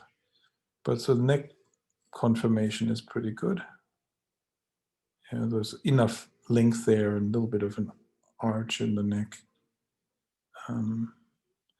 Yeah, here you see the hind leg standing a little bit far back too, like behind the vertical. And that maybe the way she's built, so you'd have to work a lot on getting the hind legs to come under the body and support the weight more. Yeah, piaffe can certainly help with that. And yeah, starting in hand is a good idea. Makes it easier for the horse. Yeah, but yeah, let me find the registration page. Okay, let me share that screen too. So yeah, here you can look at that later, and yeah, so we can go through some of the features of the course here. A couple of pictures here. On the left is a old student of mine with a warm blood mare, so that's a fairly basic long reining, like the kind of work we'll do in the course. On the right, there is a more advanced horse in the piaffe in hand. We just use it because it's a pretty picture. But the horse has a nice top line here, right? And yeah, when the horses move in a healthy way, when they're well balanced, then they will develop the right muscling, and they will develop the top line. And yeah, so when developing the top line is done, is easier when you're not sitting on the horse, in a sense, right? Because gravity makes the rider's weight press down the horse's back, and then the back can get hollow, and then it's hard for the horse to use the right muscles and to develop the top line. So when you have a horse that has a weak back, difficult conformation, or horse that's very green or coming back from an injury that had not been worked for a while, then it's usually best to work without the rider's weight at first, and try to develop good balance, so that the horse can, support the back with his hind legs. Yeah, so you have a sort of selection of horses that I've worked with over the years. There's a Frisian top, row left and right picture, then the Lipizan in the middle and the Levard, and then here in the second row on the left, the chestnut, that's a Lusitano gelding who was ridden inverted for years with a back dropped and under neck sticking out and above the bit. It was quite a journey to get him to go on the bit and lift the back, and double lunging, long reining, some work in hand was really instrumental in that. And here at the long rein, he moves pretty nicely, and his back has become a lot stronger. He's a lot rounder than he used to be. Yeah, then a couple more Lusitanos in the second row, and then here you see a picture of Catherine McCrum, our Feldenkrais instructor, and this is she's doing this Feldenhorse work with her horse QQ that she's developing, and her horse is a Celle Française that had really difficult past. He was a jumper, and sounds like he was abused and had become very sour, and didn't want to do anything in the arena, had absolutely no motivation to work in the arena. Now she has rehabbed him over the last few years with a mixture of groundwork and her Feldenkrais background, and his musculature has changed quite a bit. He's a lot more muscled, more correctly muscled, and he's a lot happier with the work overall. So more willing to give it a try. Then so the Topline course, the idea came out of the whole lockdown situation where people were not allowed to ride their horses, but they were allowed to work in hand, because the reason was that if hospitals are full with COVID patients, then we don't need a rider who fell off his horse and broke a leg or something, bumped his head. So in some countries, it was only allowed to do groundwork, and then we thought, well, our students have always been asking for a course on groundwork and long reining and work in hand and so on. So now this would be a good time to do it. And now we have horses here, so we can actually show something ourselves. And so we started putting it together, but of course now the lockdown is long gone here. So, and we're just starting because it always takes a little longer to put everything together. And so the course would be really good for rehab horses who maybe had an injury and need to rebuild, horses that have been out of work for a while, young horses that you're just starting under saddle, who need to develop some strength, some musculature before they can handle the weight of the rider. Then it's good for older horses that maybe can't be ridden anymore, or not as much, or older horses that are losing a little muscle in their top line. Then it's good for retraining horses that had been through some bad riding, bad training, who lost the top line muscling. So starting the retraining on the ground is always a good idea too, or if you have a horse that comes from a different discipline with different requirements than dressage, then sometimes it's good to just start with some lunging and groundwork to ease the horse into the new balance, the new way of going, the new way of doing things, right? Yeah, so the course begins on Monday, and we'll explain the equipment that we use, we introduce you to lunging with a cavesson and how we do it, the aids we give and so on, and all the techniques with the whip and stuff like that. Then we'll introduce you to the work in hand that we do. It's sort of the Portuguese method where you just need a snaffle and a whip, really. Then each module has a theory segment where we explain, how the body works together, so to speak, how the forces are transmitted from the hind legs along the spine and so on, and how balance and posture and so on impact the development of the top line muscles. Yeah, we'll talk about double lunging and long reining. We'll help you assess your horse's muscle development. You can look at sweat patterns, which is always interesting after the session. Which muscles did the horse use? Which ones maybe did he not use?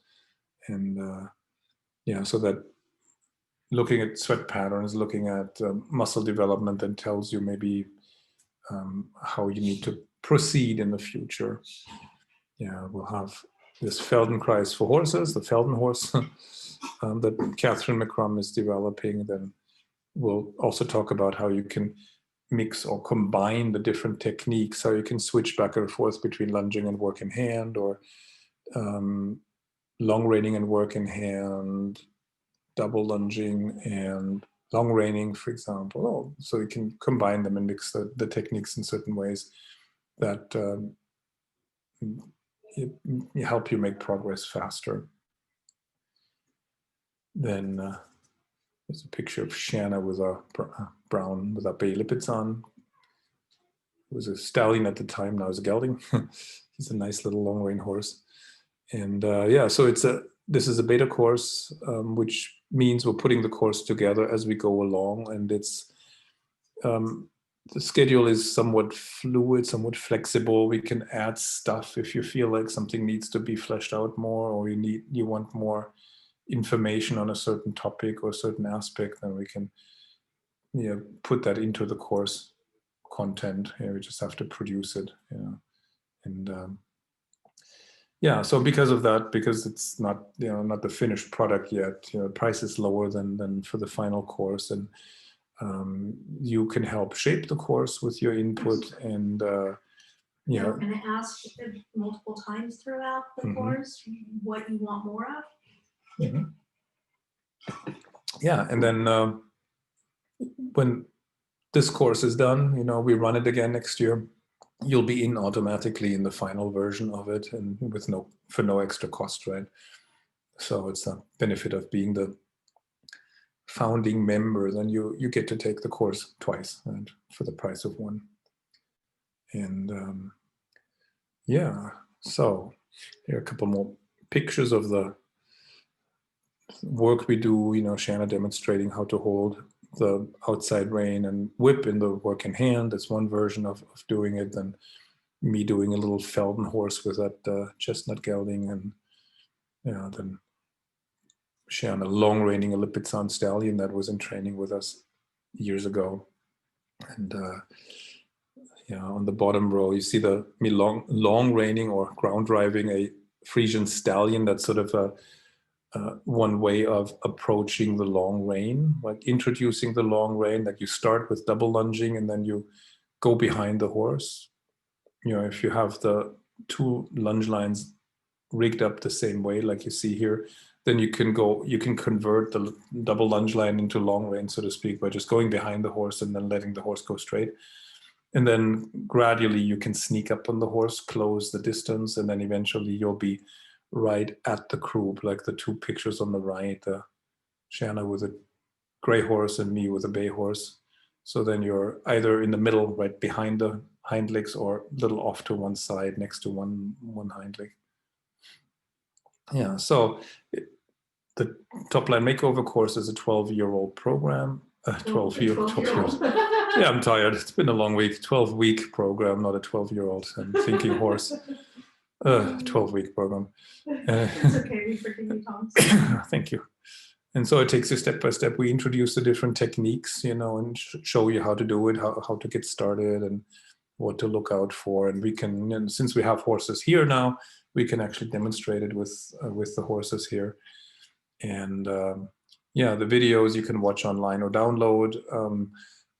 A lot of the videos are made into MP3 files, like the Q&A sessions, for example, or some of the theory videos they'll be made into MP3, so you can listen to them in the car, at the barn, doing chores. Then we have illustrations and diagrams, especially for the exercises.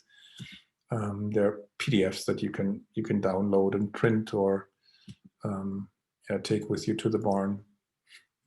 There'll be 7 Q&A sessions, sort of like this, on Zoom and YouTube probably, again, where you can ask questions. And if you can't make it, live to the Q&A sessions, there'll be recordings that you can watch or listen to, And now, since this year, all the videos have closed captioning for the hearing impaired, because we had a couple of requests and our team figured out how to do that. So that team is amazing. Yeah, I know, our team is really amazing. So yeah, each module has theory, about top-line development, and we have some instructional videos with exercises, explaining the exercises. We have demo videos where we'll show the exercise. There's a Facebook group where you can post your own videos for feedback. You can ask questions. We in our team, will answer your questions. You have a lifetime access to all of our courses. So in other words, when you feel like you need more time to work through the materials, then it's not a big deal. You just work as slowly or as quickly as you like. If you break a leg, have to take a break from training horses for a while, then you just take your time. When you're healed, you come back and continue where you left off or start over. That's not a problem at all. You'll be in the next course anyway, right? So if you lose some time now, you can just join again next time. And even after that, you can always participate in all the Q&As that we hold for future repetitions of the course. You can always post in the Facebook group, always ask questions, post videos, even after the course is over. So here is a little bit of a table of contents of the modules. And this is, somewhat flexible and tentative, because we might change things around based on your requests, or, we might add something or maybe change the order of some things. And so right now I'm planning to do to teach it in the order in which I would introduce these techniques to the horse. Like if I'm working with a retraining horse or green horse, so I would, the practical part, start with lunging with a cavesson, then add a little work in hand, then try some double lunging and some long reining, right? So that's sort of the basic sequence of events. Each module has theory, like I said. Each module has practical elements, and then every module has the Felden horse lessons from Catherine. Yeah, so we may add some more theory if we think of something else, if we think of topics that might be relevant to include. If they want more info on certain things. Yeah, exactly. Yeah.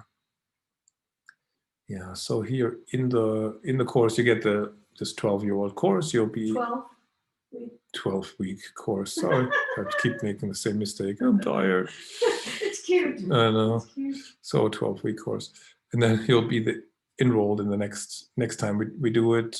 There's the 7 Q&As, the Facebook group, Felden Horse Theory Masterclass. That was a chat with Catherine.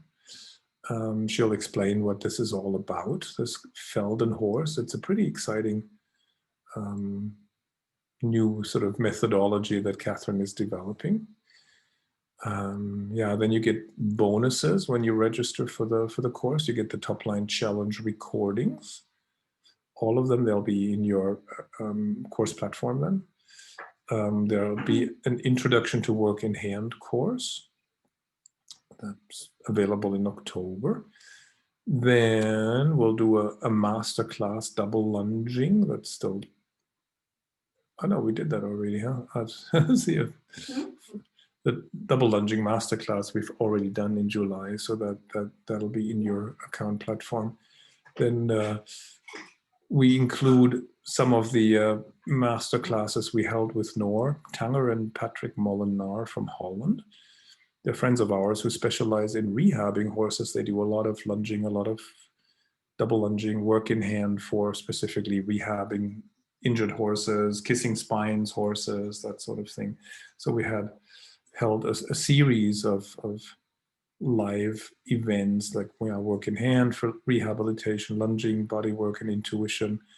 Noor does some body work that's based on the Masterson method, and she uses a lot of her intuition. She's a very intuitive person. So that was an interesting conversation we had with her.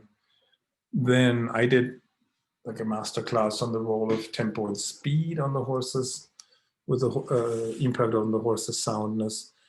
Then points to consider when rehabilitating an unsound or injured horse, because a lot of people have horses that were injured and are now coming back. And then it's good to have a little bit of guidance on how to do that without hurting the horse, without re-injuring the horse again. Then for a limited time, there will be another bonus on long reining, how to begin long reining. We'll hold a master class on October 17th where I explain how to do it. And there's an ebook with it that goes with it. Then what else? Yeah, the exclusive guarantee. So we give you a 14-day money-back guarantee in all of our courses. So if you're not happy with the course, you can get your money back within 14 days. And it gives you time to figure out. Yeah, exactly. Gives you a little time to decide whether you like it or not, whether it's what you need or not, or what you thought it was. So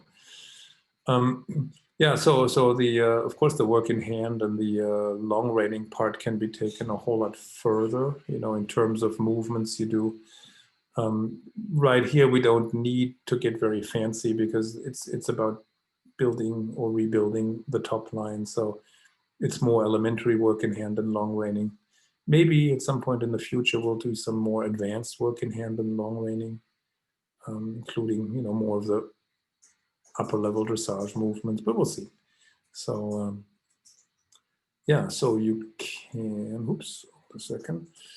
Let me post the link so you can take a look. And I have posted it in the group and on our Facebook. Okay, let me make sure everybody can read it. So we'll do that. And on YouTube, I'll post it to someone to.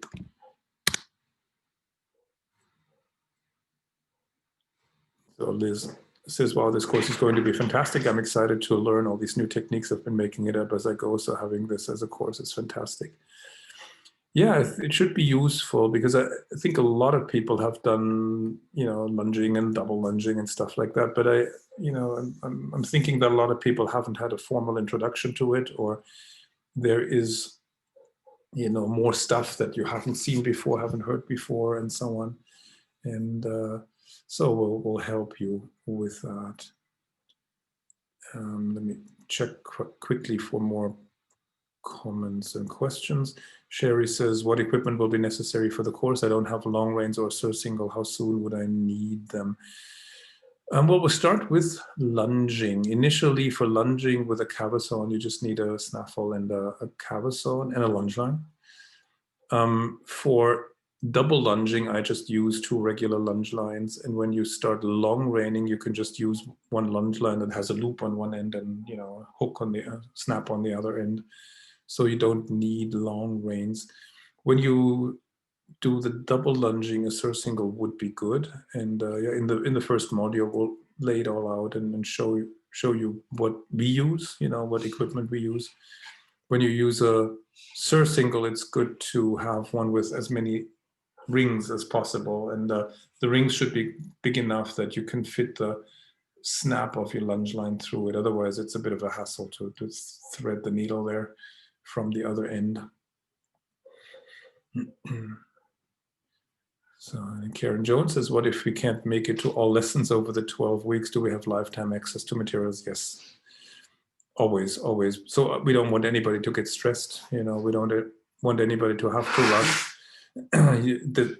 All the materials are yours for the rest of your life. You can also download all the materials, print the PDFs and so on, so work at your own speed. So it's no good if you feel stressed and pressured and you feel like you have to rush through it. Just explore all the materials, as long as you need to.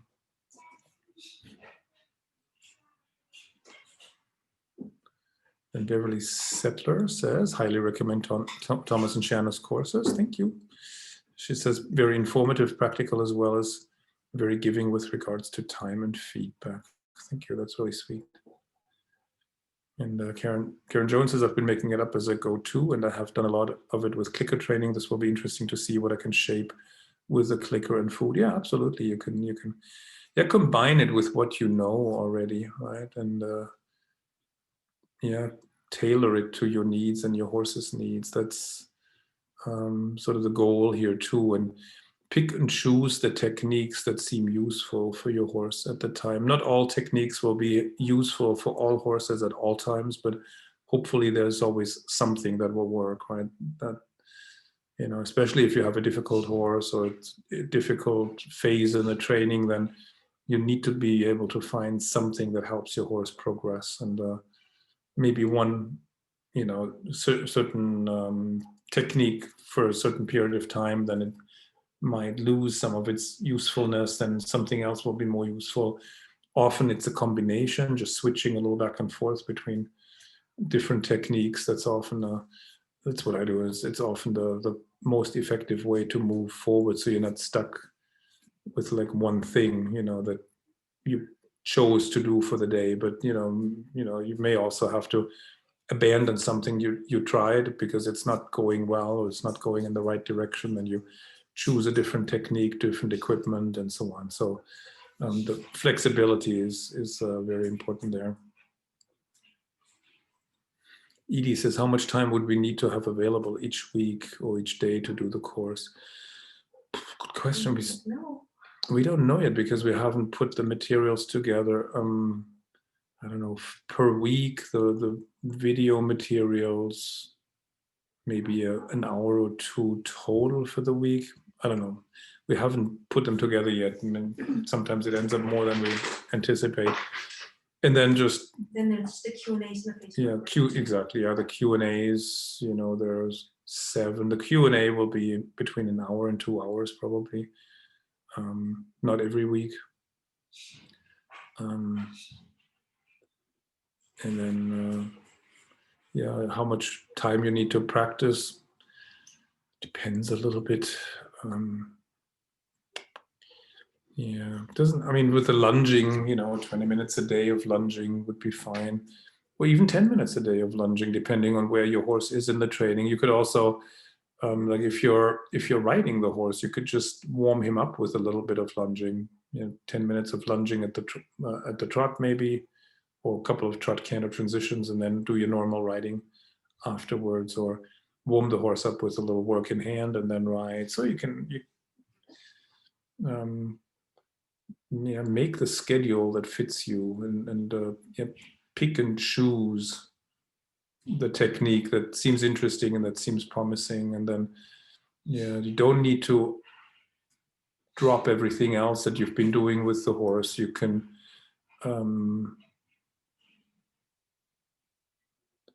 just choose whatever seems to work, and combine it with what you're already doing, and then try maybe if you're riding your horse, use the groundwork stuff we teach you as warm-up maybe.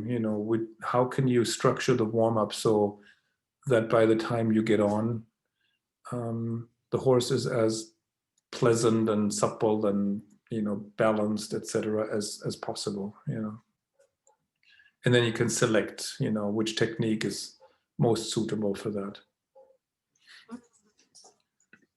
Tanya Johnson says, request for demo, please. Moving one leg at a time per the EOTM June 2018. My horse just can't do it without moving front leg first. Well, yeah, but that's not a big deal. Actually, the moving the front leg first, that's sort of the way the biomechanics works. What when I say move with the inside hind leg first, then I'm just looking at the hind legs. I want the inside hind leg to move before the outside hind leg. And when the horse picks up the inside hind, he will lift the outside front first. But the more you can shorten the time gap between that, the more balanced and uphill the horse will move. If the horse is very strung out and on the forehand, the outside front leg will lift and go forward. And then the inside hind leg will follow with a long delay. And then the horse is a mile long, right? If you can direct the energy more upwards, then the outside front leg will lift and the inside hind will follow right away. So, and the more you direct the energy up, the more simultaneously the outside front and inside hind will lift. So then you can essentially teach the piaffe from that kind of approach, right? So it's okay for the horse to move the front legs first. But there shouldn't be a big delay, and the front leg should not take a longer step than the hind leg. So if the outside front, for example, lifts mainly up and comes down, almost in the same spot, but the inside hind leg then, follows very quickly after the outside front and maybe closes the gap from between hind legs and front legs, and that would be a good way to do it, right? And yeah, we'll probably show something like that here too. And Karen says, yes, thank you for the reminders about the techniques in the moment of the exercise. And yeah, Christina says, thank you. Let me check back on YouTube. There wasn't any additional question. Well, we've already been going for over 2 hours. Do you have any other questions I can answer about the course, especially because otherwise we should wrap it up soon. I have to feed the kids and put them to bed soon.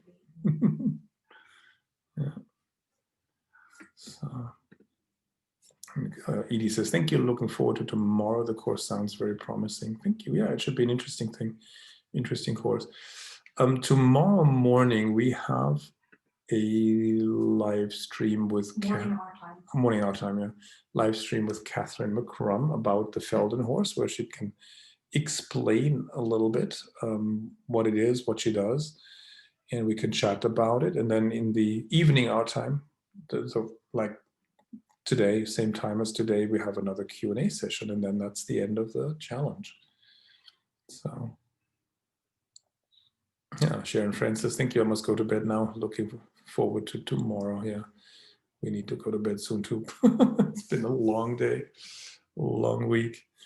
But yeah, so thank you very much for watching and asking great questions. And yeah, we'll see you hopefully tomorrow then. Oh, Karen says, can you post Catherine's streaming link for tomorrow morning, your time? I have, and I sent it out. Okay, yeah. If she goes to the Facebook group and looks at the announcements, it's in there, or go to if she's in the challenge platform, she can find it in there under day 5. Yeah. Okay, so it's in the challenge platform, it's in the Facebook group under announcements, and you probably got an email with it too. Yeah, but I can send it out. Yeah, but Karen says excellent, thanks, Shanna. You're welcome. So you'll probably find it there, I would think. I can send it out. Yeah. In fact, I should do that right now. Okay, yeah, so Shanna will send out another email just to make sure. All right, so we will see you hopefully tomorrow, and maybe some of you in the course. And, yeah, thanks a lot. We'll see you soon.